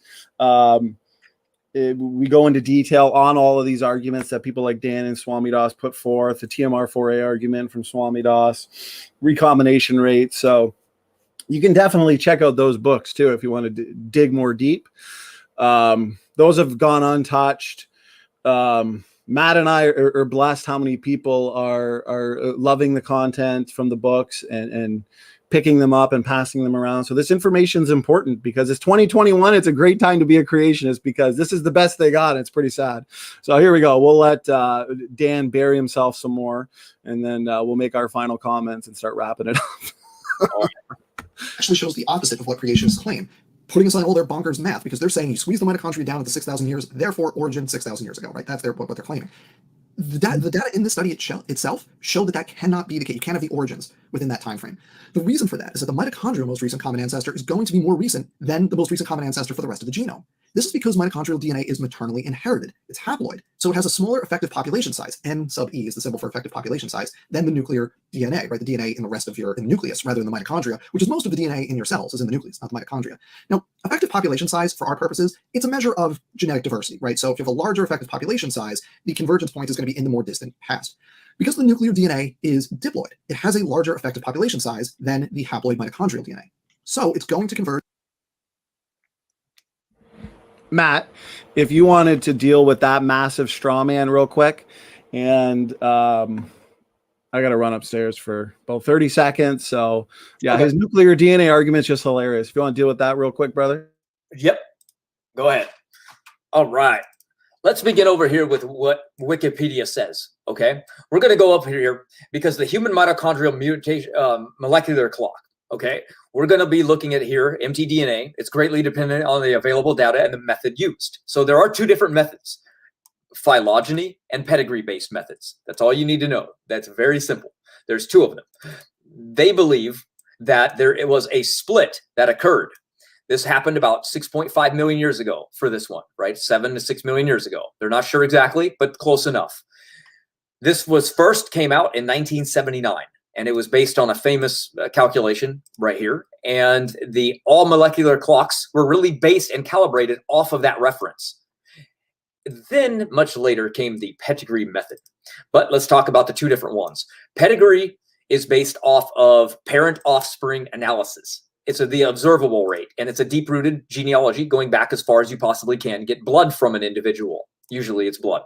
And then there's the phylogeny-based, which goes off of the archaeological fossil record, and it assumes that there is a most recent common ancestor. It's a reconstruction building based off of evolution being true, and that there was a split 6 million years ago. That's it. This is the only two differences. So is there a difference now between these things? In the present study, we expand our previous analysis of the control region, or the D loop, which divergence in multi-generational LOH pedigrees. The results of our analysis, as well as those from other studies, indicate that there is a difference between the two rates. So yes, there is a difference between what they say and what there is actually going on. Well-designed pedigree studies may be more reliable than phylogenetic approaches. So they're admitting that the ones that we use is better.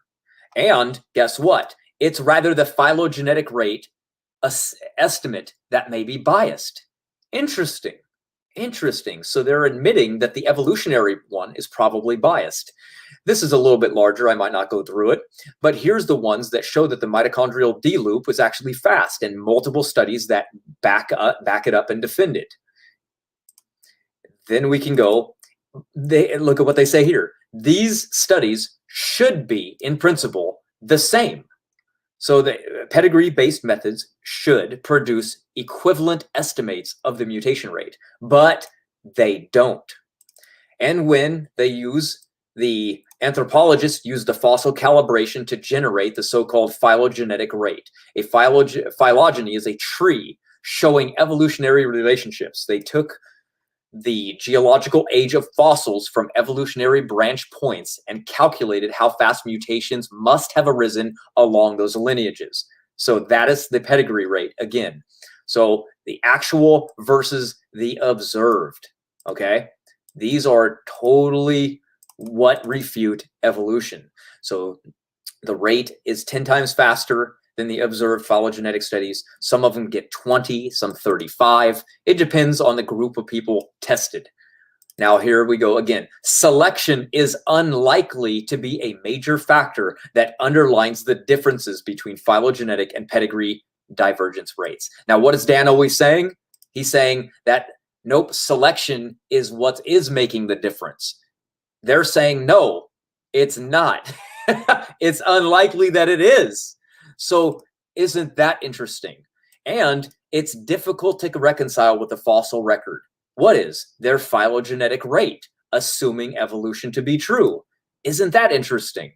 But guess what? They continue to use it anyway. That's what they say here. Many of the studies continue to rely on phylogenetic analysis of mtDNA control region haplogroup trees derived from rates of divergence, despite the complications that arise from the effects of the marked site variability in the control region. Interesting that you're going to continue to use something that is admitted by you in your own words that may be biased, and that you have no fossil evidence record for. And here we're going to find it one more time. The phylogenetically based estimates may be biased downwards if the substitutions are not fully neutral. It's like you can't make this stuff up. It's unbelievable. It's amazing. Everywhere you look. Oh, look at this. Suggesting the possibility of an underlying high mutation rate. What a shocker for these poor people. Then we look here. I'm almost done. We find that the mutation rate is approximately consistent per year and largely similar among genes. So not only is it fast in the D loop, where Dr. Jensen's study was, which confirmed the D loop result, the entire mitochondria is, the fragments or the CO1 gene is, and all the other genes that they're testing are as well. So the evidence just keeps getting worse and worse and worse for them. And here's another one. Mitochondrial DNA hyperdiversity may be more common across eukaryotes than currently known. So here we go. Despite their allure, we must sadly conclude that all divergence estimates discussed here are without merit. Our advice to the reader is, whenever you see a time estimate in the evolutionary literature, demand uncertainty. And that is not a young Earth creationist that said it. How funny is it that all of Dan's rescue devices, in order to explain away the data, fail, even by his own standards from his secular secular sources? And I like what Dr. Rob Carter points out, in that what we were showing earlier in terms of the mitochondrial phylogeny, the Y chromosome phylogeny. Dr. Rob Carter points out that the length of some of those branches indicate that some people can literally pick up more mutations in the exact same amount of time. So what this also means is that Dodgeball Dan's assumed evolutionary molecular clock is broken. Dan can't look at the branch lengths and then conclude some type of deep time origin or some type of deep time evolution. So what we see, the data you're going over here, the pattern, it all confirms separate ancestry. And what I love here is, I want to share screen real quick and recommend this paper, because Dodgeball Dan made a video recently, and we actually just refuted everything in that video here as well. That's why this video was so perfect. And he titled it something like Rob Carter Gets Everything Wrong on Mitochondrial DNA. And yet Dr. Carter has a paper here, okay, not in a Young Earth Creation journal, mitochondrial diversity within modern human populations. We literally know Eve. We have Eve, okay? And the low variation we have in the mitochondrial DNA, the few DNA differences that separate any two people, is easily explainable from our model, from our starting point. We can make testable predictions that flow from it. Okay, so definitely read. I'm going to link this paper in the description box. I wonder how many times Dr. Dodgeball Dan has published in secular journals on mitochondrial DNA. And another thing, too, is I want to share screen. These rescue devices from Dodgeball Dan, they've been dealt with years ago. They've been recognized years ago. We have, right here's an article that I highly recommend. Dr. John Sanford and Dr. Rob Carter wrote it. And they point out that it is widely claimed that the molecular clock shows that mitochondrial Eve lived about 120,000 years ago. This calculated date has been around for very many years and is very outdated. It is based upon many tenuous and convoluted assumptions, including a mutation rate that is now known to be 10 to 20-fold too slow. By simply correcting for the erroneous mutation rate, mitochondrial Eve would have lived just 6 to 12,000 years ago? Why haven't they corrected the 120,000-year-old date since we have known the correct mutation rate for so long?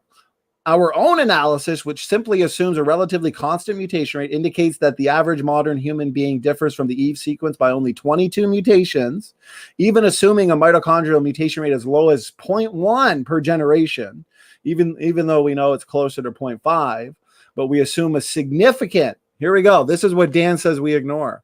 We assume a significant amount of purifying selection. The most straightforward use of the molecular clock indicates that Eve lived about 220 generations ago. And you can read the same about the Y chromosome as well. And this was years ago. And now we actually have successful predictions that are flowing from this data, which I find fascinating. But you got to watch out for PhDs like Dan, who have an investment in refuting or being antagonistic to young Earth creation, because he also left a comment on Dr. Carter's video recently on the waiting time problem. And he said, why are you ignoring recombination rates? Recombination rate solves the problem, essentially. And he went over a couple other things. You go and read the waiting time problem paper that Dr. Sanford put out. And I left a big comment. I might do a video on it one of these days, where Dr. Sanford literally deals with recombination rates and how it may help a little bit, but nothing close to what the evolutionists would need in terms of fixating so many new mutations since the split between chimps and humans. So you got to watch out. These guys aren't actually reading the young Earth creation technical literature, and essentially just trying to hope, I guess, that their viewers just take their word for it and blindly believe it. So looks like we got 2 more minutes. We're going to end it here, brother. And let's see, make sure that you can hear in the more distant past. This is a necessary consequence of the relationship between the mitochondrial DNA and the nuclear DNA. We can illustrate how this works. So in this simple representation, we have many generations here, right? And the bottom is the present again, and the top for each diagram is the past, right? Now, the width at the bottom indicates the effective population size. We have mitochondrial DNA, and then we have greater effective population size for nuclear DNA. As you go from the bottom of the triangle to the top, it gets narrower. That represents the convergence, right? You're taking your current level of diversity and you're working backwards until you have a common ancestor sequence. Now, for mitochondrial DNA, creationists are saying, well, this study is about the mitochondria. We can make the mitochondria fit into a 6,000-year box. They incorrectly claim that this convergence point is 6,000 years in the past, and also incorrectly claim that that convergence point represents the origin of the species in question. Both of those things are wrong, but let's ignore that for now. If that is the case, then you hop over to the nuclear DNA. You don't converge 6,000 years in the past. It's going to be way further in the past because of your larger effective population size. This means that we could assume that the young Earth interpretation, I'll be polite and call it interpretation, the young Earth misrepresentation is correct for the mitochondrial DNA stuff. We can just ignore all the problems, ignore the misrepresentations, and we can just say, fine, that's all correct. The rest of the genome disproves the conclusion they are claiming you get from the mitochondria, because if the mitochondria converged 6,000 years ago, the rest of the genome is going to blow right by that limit, way out to beyond a young Earth time frame. And for that reason alone, everything creationists say about this study is wrong, even if you ignore all the other problems. So, to summarize, creationists claim this.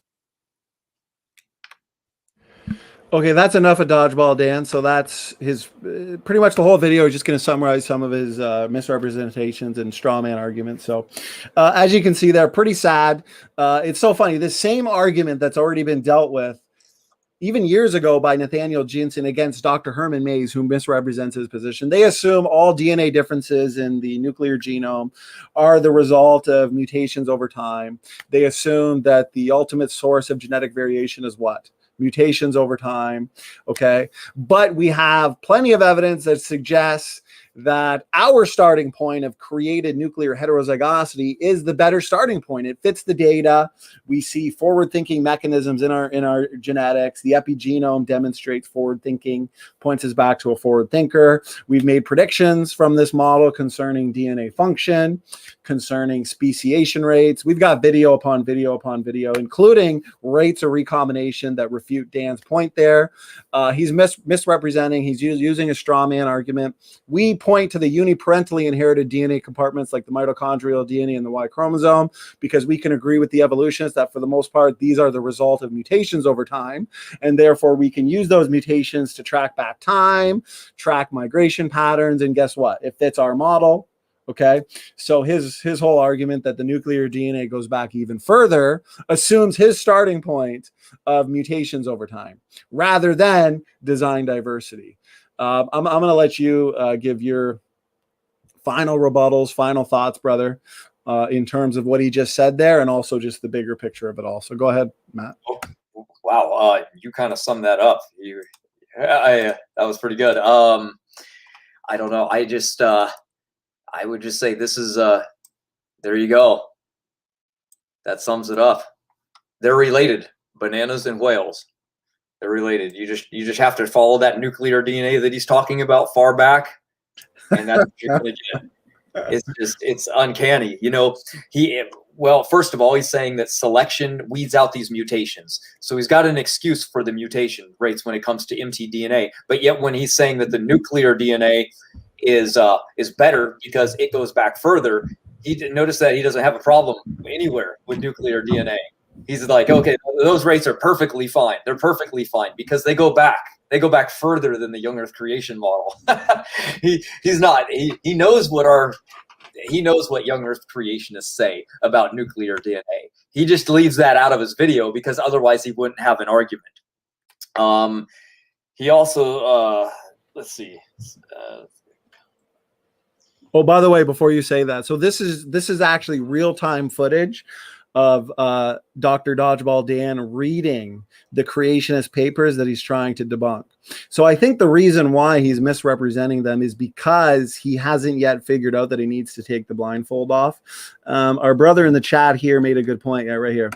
So he says, I think Dan even said that they totally ignored recombination of the paper. Yeah, he doesn't read the papers that he tries to refute because right off the bat, right when I seen his comment on Dr. Carter's waiting time problem video, I went into the paper that Dr. Sanford put out, scrolled right to the recombination section where he discusses it, and then Dan tried to do damage control. Well, I mean, but where's the numbers and this and that? And I mean, it's sad. But here's the thing. We're dealing with a man who pushes pseudoscientific propaganda any chance he can get on every topic he can get. He's not a guy who's actually looking at this with an open mind. I mean, this is a guy who literally denies the science of genders. I mean, this is a man who is the walking billboard for pseudoscientific propaganda. So we're not expecting him to actually look at this with an open mind. He's invested. He can't admit that his belief that he went to school for years and years that banana plants and whales are related is false. He can't admit that. Way too much on the line. But yeah, his teaching job would be over. Yeah, go ahead, brother. No, his teaching job would be over. Exactly. Yeah. So, So instead, he has to do this: dodge, duck, dip, dodge all over the place. And what's awesome, I mean, he's so irrelevant. We've had a great show tonight. We've had like over 60 people in the chat seeing what a fraud Dan is, how weak his arguments are, and this is the best they got. So he can still go and he can repeat his same talking points over on his channel, and he can have his few viewers think that what he's saying is the truth. But it's clear to most people that he's got nothing. He's got nothing, and all he can do is cry about it, play the victim card. Well, it's been months and months and months, and he still hasn't presented one actual prediction. Nothing but complaints. Yeah, go ahead, brother. Well, I was at that video as well, and Dan was in the live chat, and he was pestering the young Earth creationists. He said Carter's doing his usual.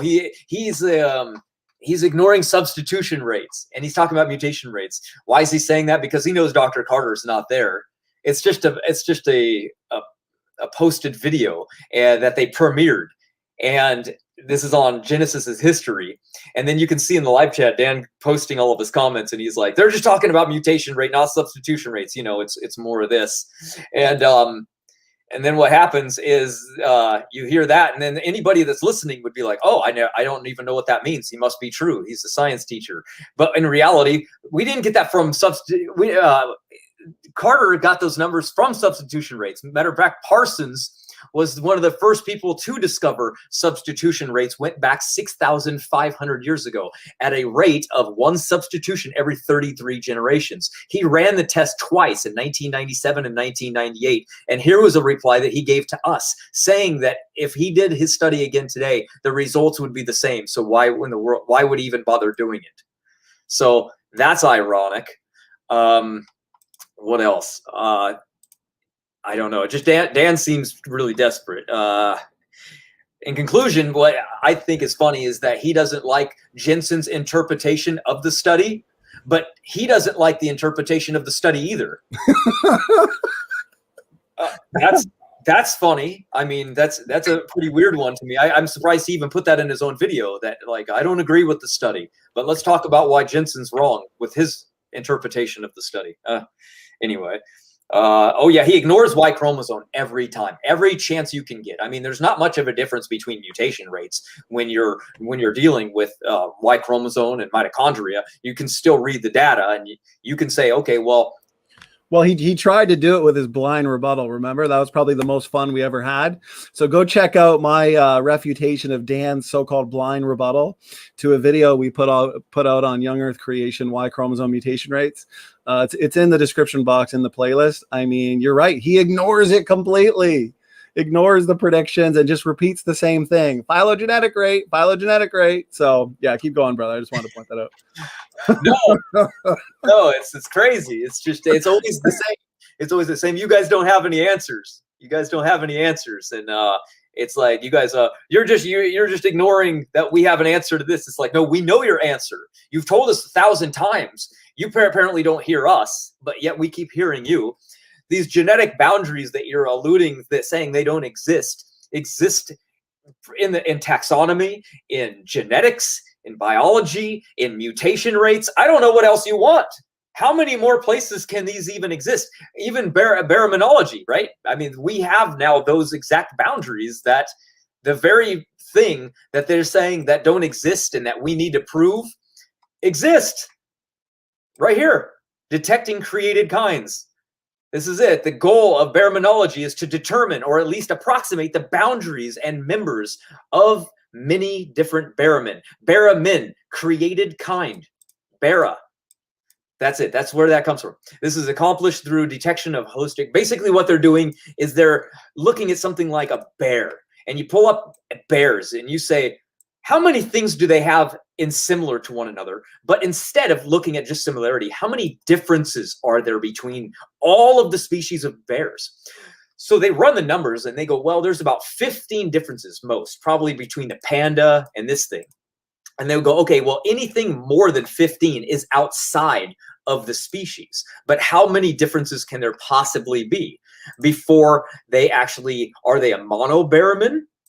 Are they holobaramin, which is exactly the thing that they wanted, which is the closest to the created kind that there could possibly be? Or are they an example of an apobaramin? So we have these different things that we can categorize and we line them up. They've done it with dinosaurs. We had that guy on, Matthew McLean.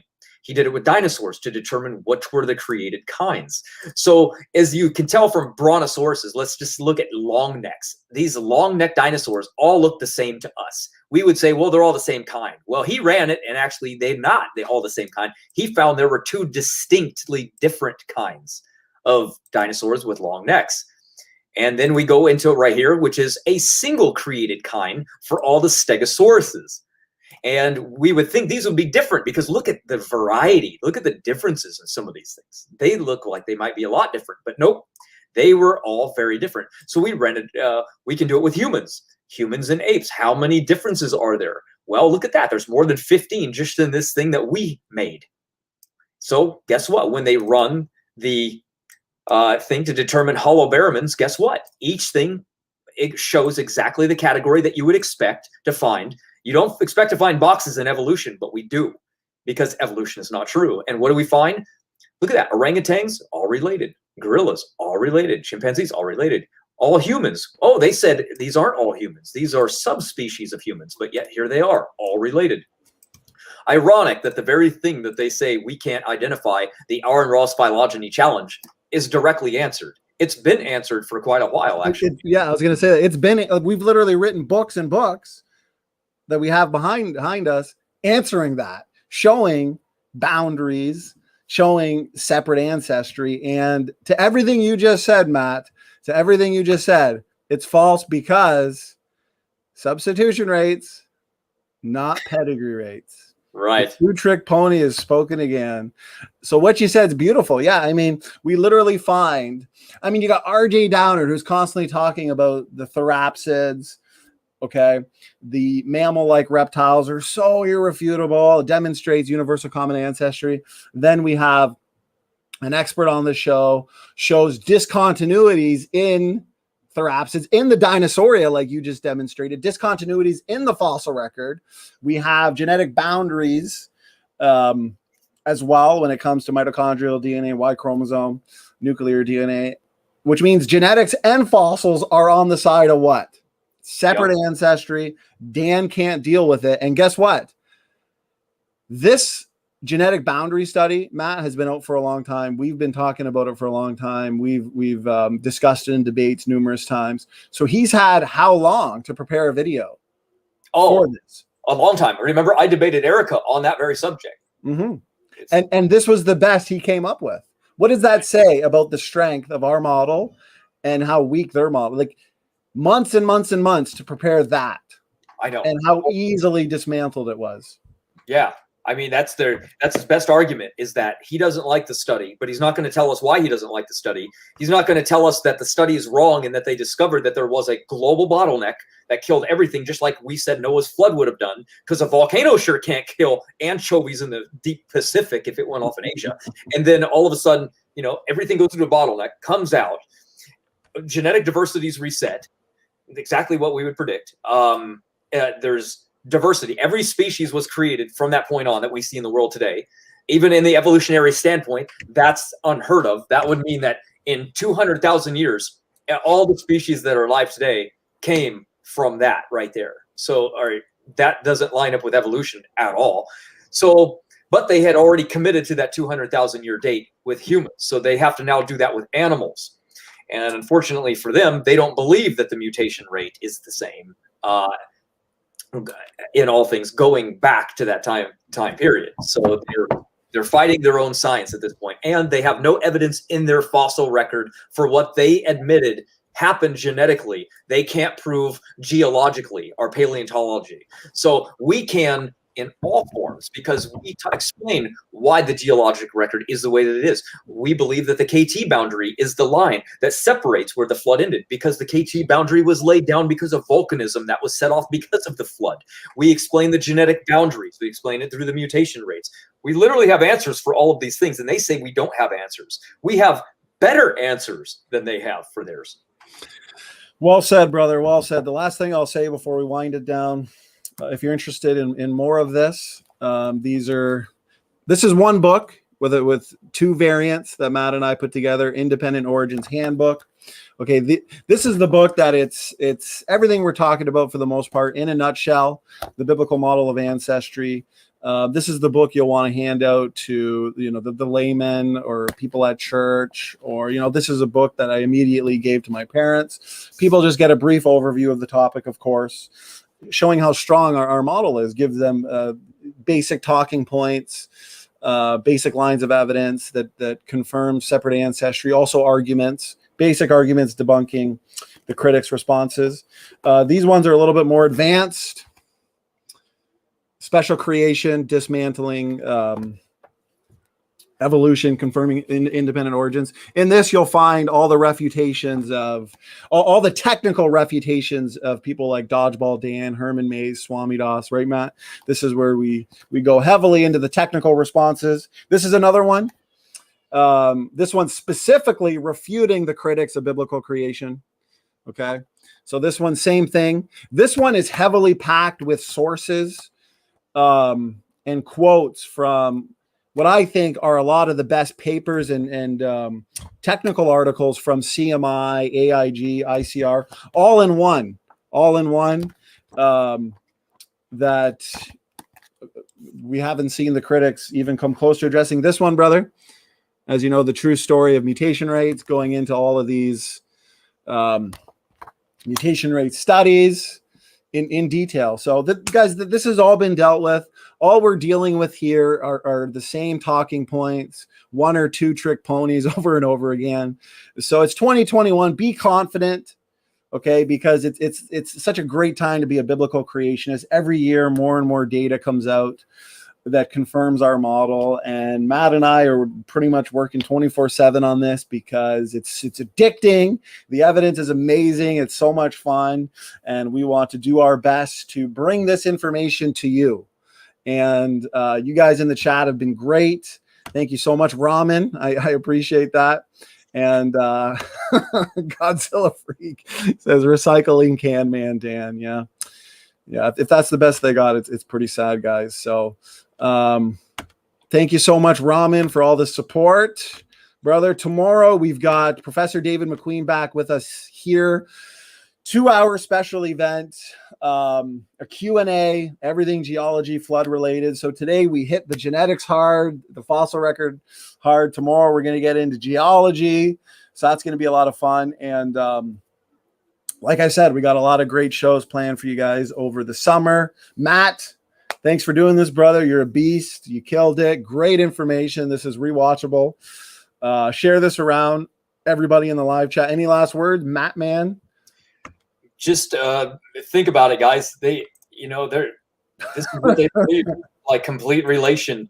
But think about it. Why would you share 50% of your DNA with a banana? Is it because you're related to one, or is it because God used the same material to create things in life? Why would he create a banana so different than all other life forms that they shouldn't be related to some degree? I mean, how many amino acids are there? How many coding regions are there? I mean, there's not a lot of things here, right? There's only a certain amount of minerals, only a certain amount of vitamins, only a certain amount of amino acids. So of course you're going to share things with something else. It's obvious. It's not because you're related in the deep past. It's because the same book was written with the same letters written in the same language. So of course you're going to see similarities. It's like picking up two different books and going, I can't believe it. These books must be related to one another. Look at the words. Some of them are identical. The letters are all the same too. These books must be related to one another. It's like, well, no, same designer. Humans wrote these books. That's it. It's so simple, brother. It's so simple. So well said. Great stuff. Matt and I should be done the R and Raw video, hopefully within the week. We promise you it's going to be irrefutable, undeniable proof that R and Raw doesn't know what he's talking about. 3 hours, and we'll premiere it on both channels, guys. So something to look forward to. I think I got the promotion thumbnail for it right here. Yeah. Oh yeah. So that's going to be a lot of fun. Matt, the #1 editor on YouTube. I promise you, I've seen a lot of it, and it's awesome. You're definitely going to want to pass it around. So it's just as good as that flood video that's at 600,000 or 700,000 views. So anyways, guys, it's been a lot of fun. A couple hours already, Matt. I think it's impossible, Matt, for us to go 1 hour. So whatever. We tried. We realized it ain't possible. So yeah, it's too much fun. Too much. See, here's the thing. When you got people like Dan saying more things wrong in one sentence than words that are in that sentence, of course, we're going to have to go at least 2 hours, even on a 12-minute video. So that being said, brother, great job. Great information. God bless. God bless the chat. SFT and Mattman are out.